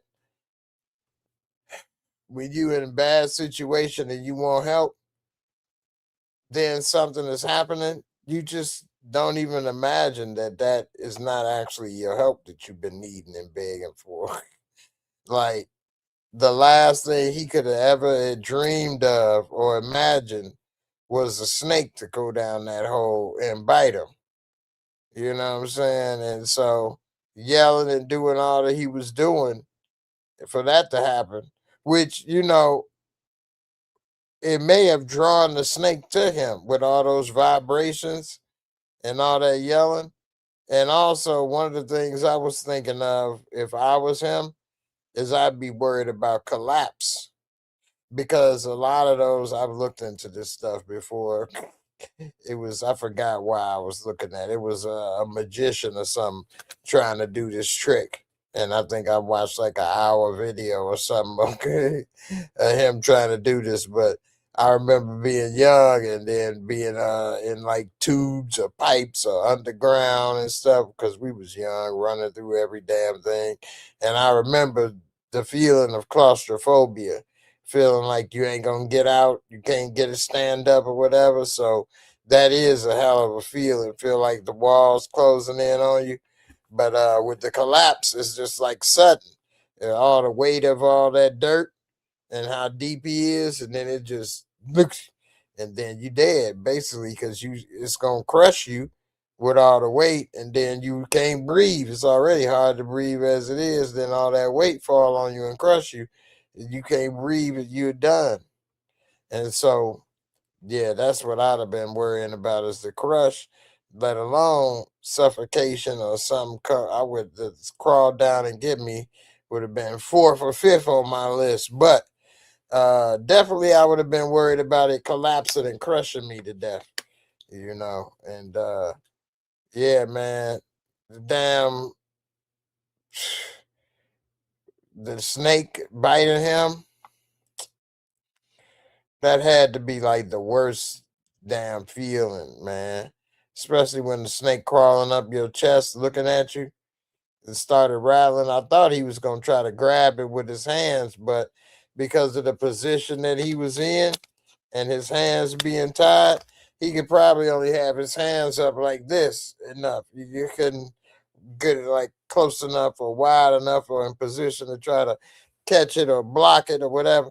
Either way, he was in trouble because even if he'd tried to catch it, he could have still bit his hands and stuff. That's the one thing about, these snakes, which of course that was a rattlesnake. He damn near impossible for him to catch it with his hands in the position he was in and the skills that he had, which was zero.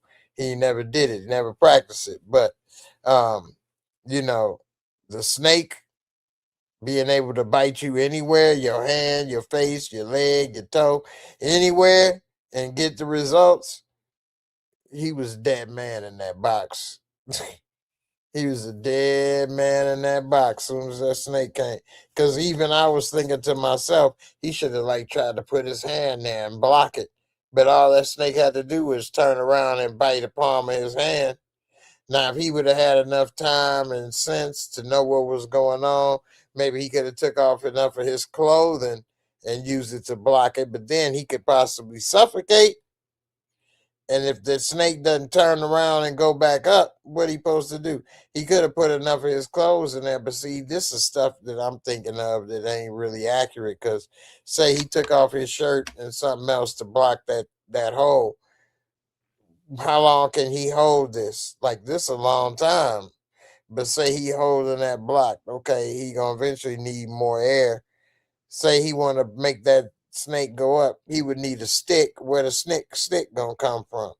You get a stick and push it through the hole and push it up, but he don't have no stick. He was screwed, man. Damn, man. Nate.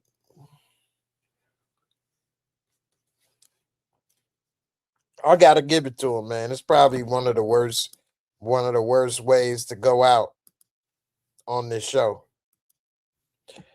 Probably one of the worst ways to go out on this show. My boy Christian just finished. Who won the game between the Spurs and OKC?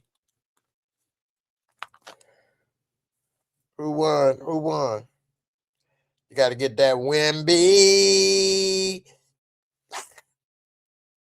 Spurs, hey man. Spurs ain't no joke. Chet, if I was Chet, man, I'd have to go ahead and grow my balls bigger, man. I can't let Wemby just wipe the floor with me like that. Especially this is the damn NBA championship right here for the most part. Because even though I like New York and want them to win, whether it's New York or Cleveland, they can't beat Wemby. And they can't beat OKC. Neither one of them teams would beat the West team. So it's a wrap for them. But yeah, man. This was good. As far as my last thoughts on this episode of Euphoria is I'm definitely looking forward to the last episode, but Nate passing away, I'm interested in how that's going to affect the characters. I got a feeling that Maddy may be done killed, or at least be ready to kill Cassie. Because what if Nate had $1 million or multi-million-dollar life insurance policy? She get the money and be like, yeah, you need to pay me back, bitch. And she'd be like, I don't need to pay you back. You didn't even pay him. Or what if she'd be like, I'm not paying you back. I need this money. Such and such. Like, what? How many of y'all would let that slide? Like, you just came and put your ass on the line, and now you $1 million in debt with Alamo, and this broad been and got some money and won't give you none. Talking about, I didn't ask you to do that. That's the type of shit them type of people say. Well, I didn't ask you to do that. I just asked you to come here with me. That's it. Like, what? Oh man, I'm about to use this money to get somebody to take your ass out now. Somebody about to hit and run on your ass. And also, another thing this episode, did y'all peep the Spanish girl had the neck brace off? I didn't even know who she was at first. It was when Rue was it was at the end of the episode. Not Rue. Who was that? Let me look and see. It just actually played out. Oh, Maddy. She was in Alamo spot. And what was that? Getting ID or getting clothes or something for the girls. And yeah. Oh, neck brace, neck respect. She was in there. It's on that scene right now. I see the damn. When Maddy walked in, I thought that was an Asian girl at first. I didn't know that was Maddy. I see she got the little sexy little bikini on hanging up there. Oh, Maddy stepped on that earring from the girl that before. Alamo is so grimy. So when she stepped on that earring, was that another girl's earring that was wearing that bathing suit? Or just another girl earring that was just in this room? The Spanish girl did say something to her, something like, yeah, it's just the way the game go. Don't take it certain way or something to that effect. But if that was the earring from the girl that was just wearing that bathing suit, that's gross. Like I wouldn't put on well, I wouldn't did this no matter what, but I ain't gonna wear another Negro's drawers. Somebody have some black and gold drawers hanging like, hey man, here you go, man. These some really nice drawers for you, man. You been handling business, Jay. Be like, for me? Thanks, Ray Ray. These are nice drawers. And then he like, yeah, I got them from Sammy. He wasn't handling business. Wait a minute. Sammy Nuts and Cock was in this one? I'm good. I'm good. What you mean? You don't want to wear it? You homophobic? No, I'm actually not homophobic, which is why I'm not about to wear this. I ain't about to wear another man's drawers. What I look like? His balls and nuts in the same occupancy as my balls and nuts. What the hell? Ain't no double occupancy here, mommy. You had to get that shit up out of here, boy. You had them damn sacks touching each other, sack racing this morning. The hell? I'm good on that. CR, you say it's not power or the shy, so to think they just become murderers is crazy. That's true. And they not murderers on this show. So that's a good point for them to start whacking people all of a sudden. Nicole Moore, that's my wife, y'all. I'm just playing. She say she too skinny now. Man, these girls are real skinny, ain't they? They are skinny. Speaking of skinny, I did get my meds. So I got some Ozempic, y'all, but I ain't use it. I got scared, man. They sent it to me in a bottle with a bunch of needles and some instructions. I'm like, oh man, feeling like a junkie. I'm like, damn, man, I'm gonna have to stick this in the belly. Stick it in the belly. Take a little Ozempic and stick it in the belly. Sounding like a Gucci Man rap. Lemon. Take another needle and you stick it in the lemon. Take another lemon and you get another juice. Take that juice and squeeze it out and then you gonna get loose. Loosen up that lemon. Put it in a demon. Next thing that you know, you gonna be on it in a lemon. It's Gucci. There go another remix for y'all, man. Y'all got 2 remixes tonight, man. What happened to my comments?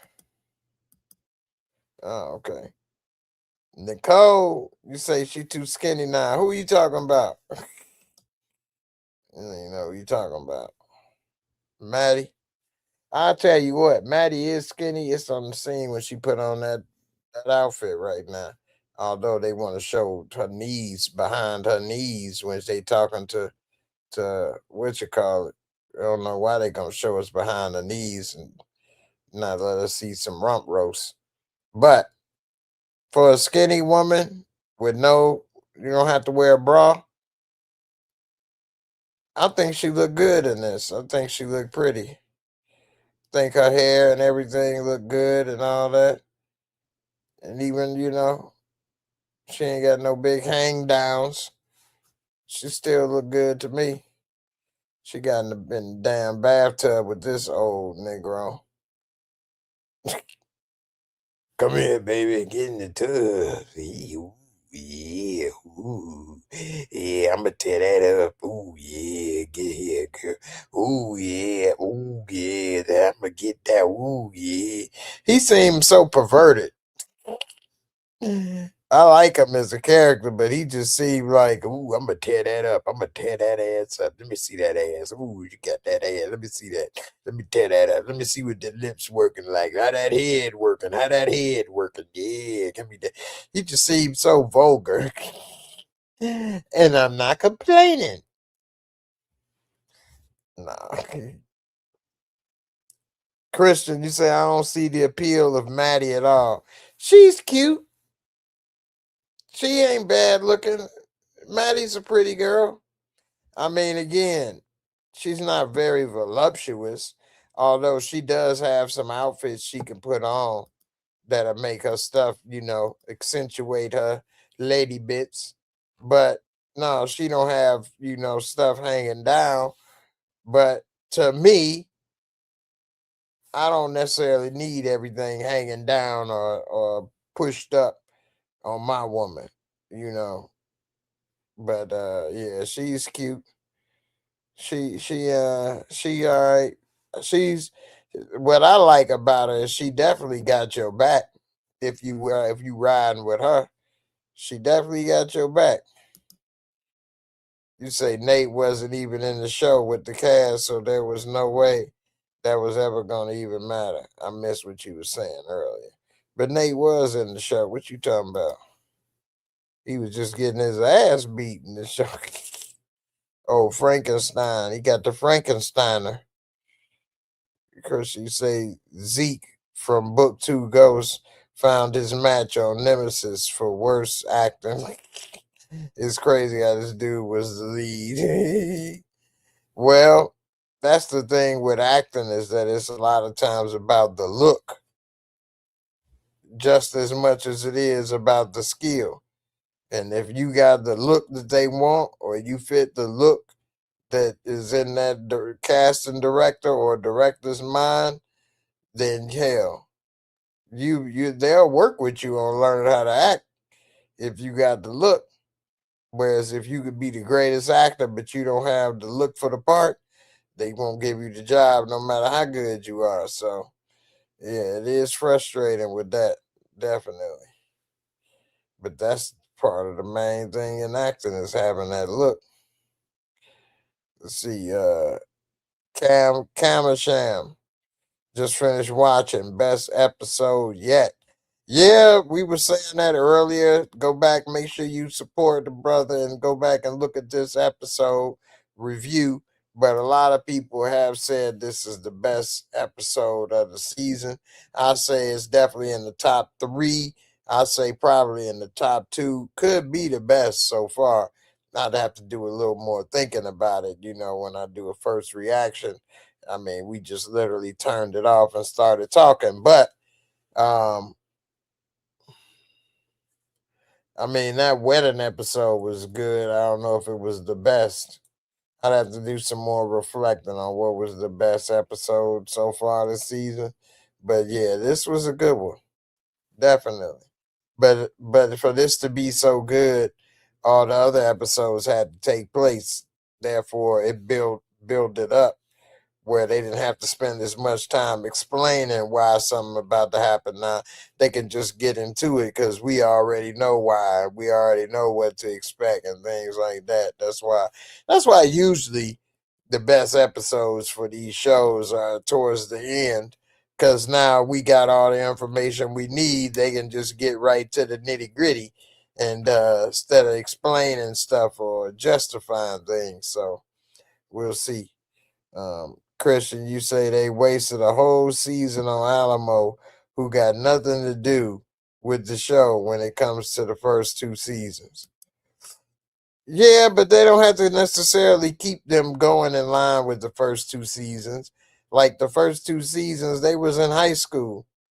So I'm glad they ain't in high school no more and they moved on. Like you grow, you move on. And this ain't like the first year out of high school. I think this is like 2 or 3 years out of high school where they are now. So I ain't really tripping on them being out of high school and the Alamo wasn't this or that. Like they've moved on, met new people, got into different situations.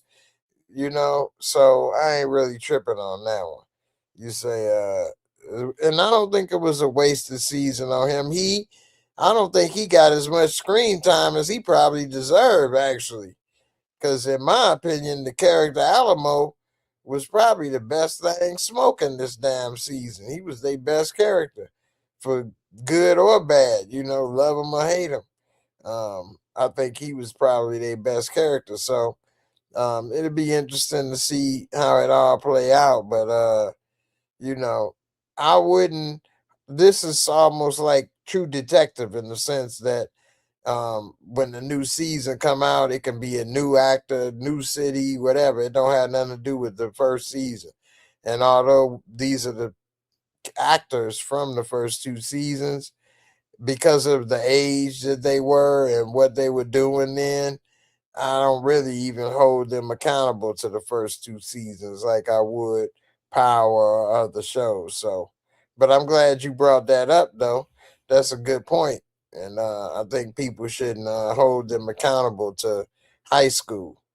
You know, that was high school. Like, I can't hold you accountable to what you did in high school when you 40 years old or 30 years old. Like, you'd be like, dude, that was high school. What we thought in high school or what we wanted to do in high school. Come on.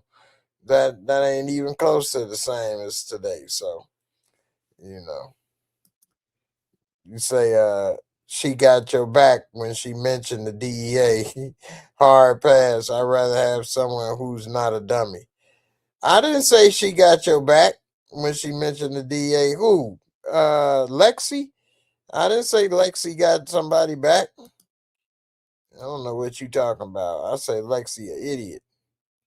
You may have to rewatch this podcast, bro. You say, well, they didn't work with him enough. Let's see what else you got in here. I haven't seen anything look better than Raising Kanan coming out anytime soon. Don't they have a new Power coming out? I thought I saw the Powers coming back. Silly as hell to bring back Pandemic just to show us dude used to smoke crack. Like we knew this. I didn't think of it as bringing back the pandemic. How the hell your ass know he smoked crack? Because he black? Or did they say it already? Your ass crazy. Show us smoke crack like we knew this. He black. Of course he was a crackhead. DeMarcus Vaughn, what's good, brother? How you feeling? Christian, you say no, the show is forcing characters to fit the universe where Alamo is in the show instead of the other way around. It's Euphoria, which has nothing to do with what we have now. It's hard to get your point across in comments, but he's in the show because they live in California and they came across him while she out here trying to make money.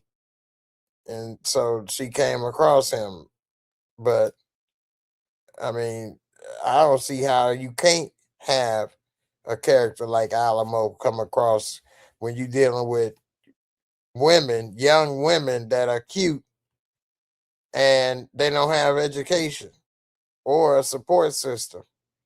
It's only a matter of time before some pimp or strip club or OnlyFans or something to that effect come around, because that's like the go-to for women if they don't have any job skills, is to use their looks or their body. I'm not saying all women, but for the most part, just like the go-to for a man, if you don't have education and you got a good body, is to what? Do some type of manual labor job.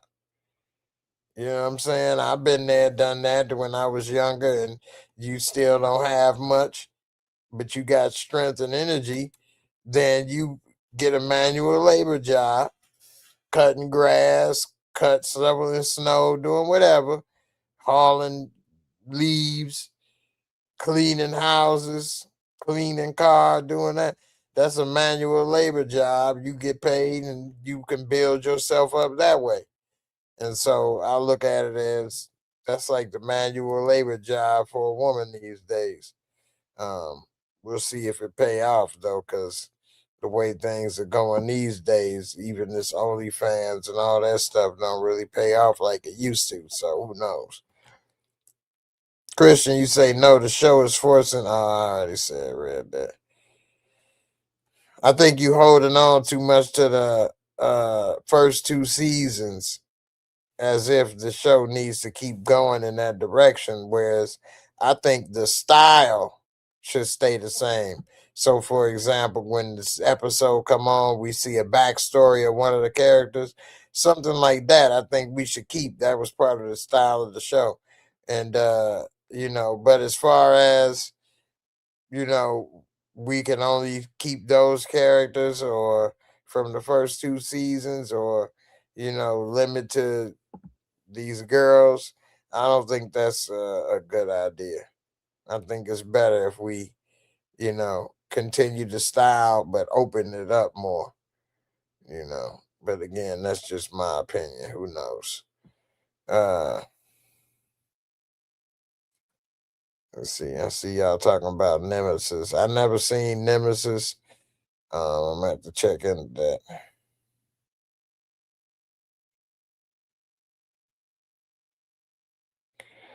What you talking about? I must have missed what you talking about over here. Let me see. You said, Christian, you said Nemesis is terrible. DeMarcus, we get it. You're gonna love everything thrown at you. What? Raising Canaan season 5 coming back June 12th. Christian, you said you be going on your random racist assumptions. Watch the show. Who is racist? Who you talking to? Me or DeMarcus? Boy, your ass is crazy, man. DeMarcus ain't racist, not that I know of. I know I ain't racist. First of all, I don't even want to get into all that, but it's hard to be racist in America unless you white, because you don't have no power. A lot of people don't realize, with racism, you need power. Otherwise, you just a bigot. You just talking crazy. But, anyway. I don't from my conversations with DeMarcus Vaughn through the years, I wouldn't think that he's racist. But again, I don't know what people be doing. Uh Christian, you say Alamo, one of the best shooters I've ever seen in my life. Dude, the damn superhero. Well, that was an excellent shot, but it wasn't that impossible like that. I could shoot that far. I'm sure your wife could too. Um, but the point is, um, you would think old boy would have saw it coming or tried to move or do something, but he didn't. But yeah, Alamo, I knew something wasn't right. I was waiting for something to go wrong the whole time with that. So he got lucky big time. Big time. Big time. DeMarcus Vaughn, you say Nemesis was decent, not horrible. You tweaking, Christian. Christian, you tweaking over there, boy. Christian be a little too hard on stuff sometime, man. You be trying to overanalyze it mentally.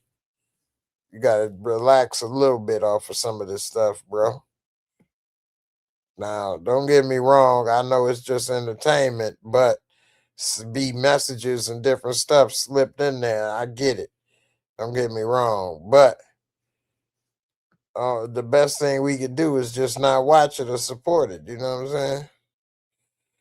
Christian, you say I don't know drugs. I saw him smoking. I assumed it was crack. What you talking about, man? Nemesis still? The Marcus, watch any human reaction to the show and the acting, not just power and the shy watchers. Man, Christian, you can throw shots tonight, ain't you? You got a full clip for DeMarcus? You say the tone changed, the sound changed, the setting changed. I'm not even stuck on that. I just wish it wouldn't been a better show. It's still entertainment. What show you talking about? Nemesis? Marcus Vaughn, thanks for the super chat, brother.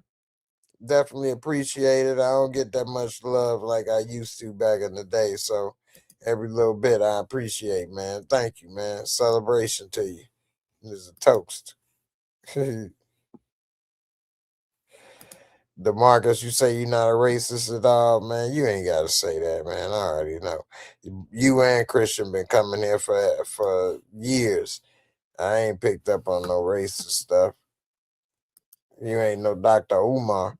Snow Bunny Hopper. Let me address that DeMarcus Vaughn got the Snow Bunny issue. Okay, he a Snow Bunny Hopper. Okay, all right. Other than that, I ain't got no problem with DeMarcus. DeMarcus is good with me. That's my Dr. Umar impression, y'all. he loved them snow bunnies. Okay. Other than that, we all good. Snow bunny. He got a snow bunny addiction. If they got a big ass and they're a snow bunny, he likes it. He wants it.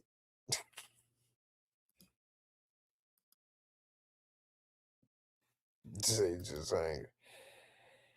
Christian, the racist comment meant that Jay assumed I was being racist about the crack when on Euphoria I just saw the man who happens to be black smoking on something I figured was crack. Okay. And what you mean I assume? You the one that wrote it. I asked you to tell me what you talking about. I didn't tell you to write that. You the one that wrote that he being racist or whatever. What you don't be flipping it on me. I'm trying to see what the hell you talking about. Anyway, it's all good. It ain't that deep. Say something is not good isn't anger. Saying something is not good isn't anger. What? You tweaking, bro. On that note, it's about time to wrap this up. Yeah, you talk to me at Discord. We'll settle this, Jay. Just watch Nemesis. All right, Nemesis. I'll check it out. And for the record, I don't think you racist either. For the most part, I don't think anybody that I come across on this channel is racist. Now, of course, I don't talk to every single person, and I don't know what everybody do. But for the most part, the people that have commented or that I have spoken with, I don't think that's the case. So anyway, with that being said, I do respond. I saw it, didn't I respond to you today when you had messaged me on Discord? But yeah, man, Nemesis is on Netflix. I'm gonna check that out. I'm gonna go and watch From tonight. I gotta get my damn reviews for From. I'm behind on From. From is on MGM Plus. It used to be what it used to be called. Y'all to figure it out. Anyway, From is a really good show. Still trying to figure out where the hell they from, but it's a good show. It's a keeper. All right, y'all. Yeah, he said, have I seen The Shy? DeMarcus, you know dang on well I've seen The Shy. You know I do reviews for The Shy, don't you? I could have sworn you done been over there. It's been so many years me doing reviews for The Shy. That's like one of my most reviewed shows. All right, y'all. I'm gonna hit y'all up later. Let's see. What'd you say? From is a show nobody knows what it's about. Sounds terrible. Your outlook on life is just so grand. Uh, anyway, you say I asked you about this latest season, but you skipped the first one. I don't know. I might have. All right, y'all. Y'all be safe out here in these streets. Happy Memorial Day. I forgot it's Memorial Day weekend. Memorial Day be tomorrow. Make sure y'all don't go broke buying a bunch of food and stuff for your family and partying. And make sure you take care of your loved ones. Make sure you take care of your lady. Give her what she need.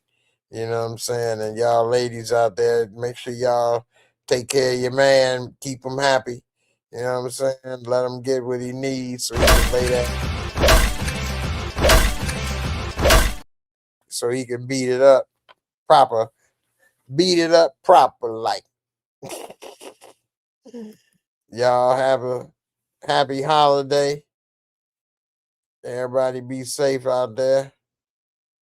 And you know, I'll see y'all. Well, Epics. Yeah, it used to be called Epics. MGM Plus bought out Epics. So shout out to who else would letting me know that tidbit of information. I be forgetting so much stuff. I remember when old people be like, boy, I forgot more than you know. I'd be like, man, that's impossible. Now I'm starting to realize, no, actually it is possible. I'm starting to forget stuff I know. And you know, it's getting there, y'all. Getting ready to take it down, but getting ready to take it down, but anyway. All right, y'all. Y'all have a good weekend.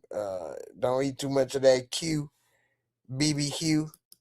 And I'll see y'all on the next video. Deuce.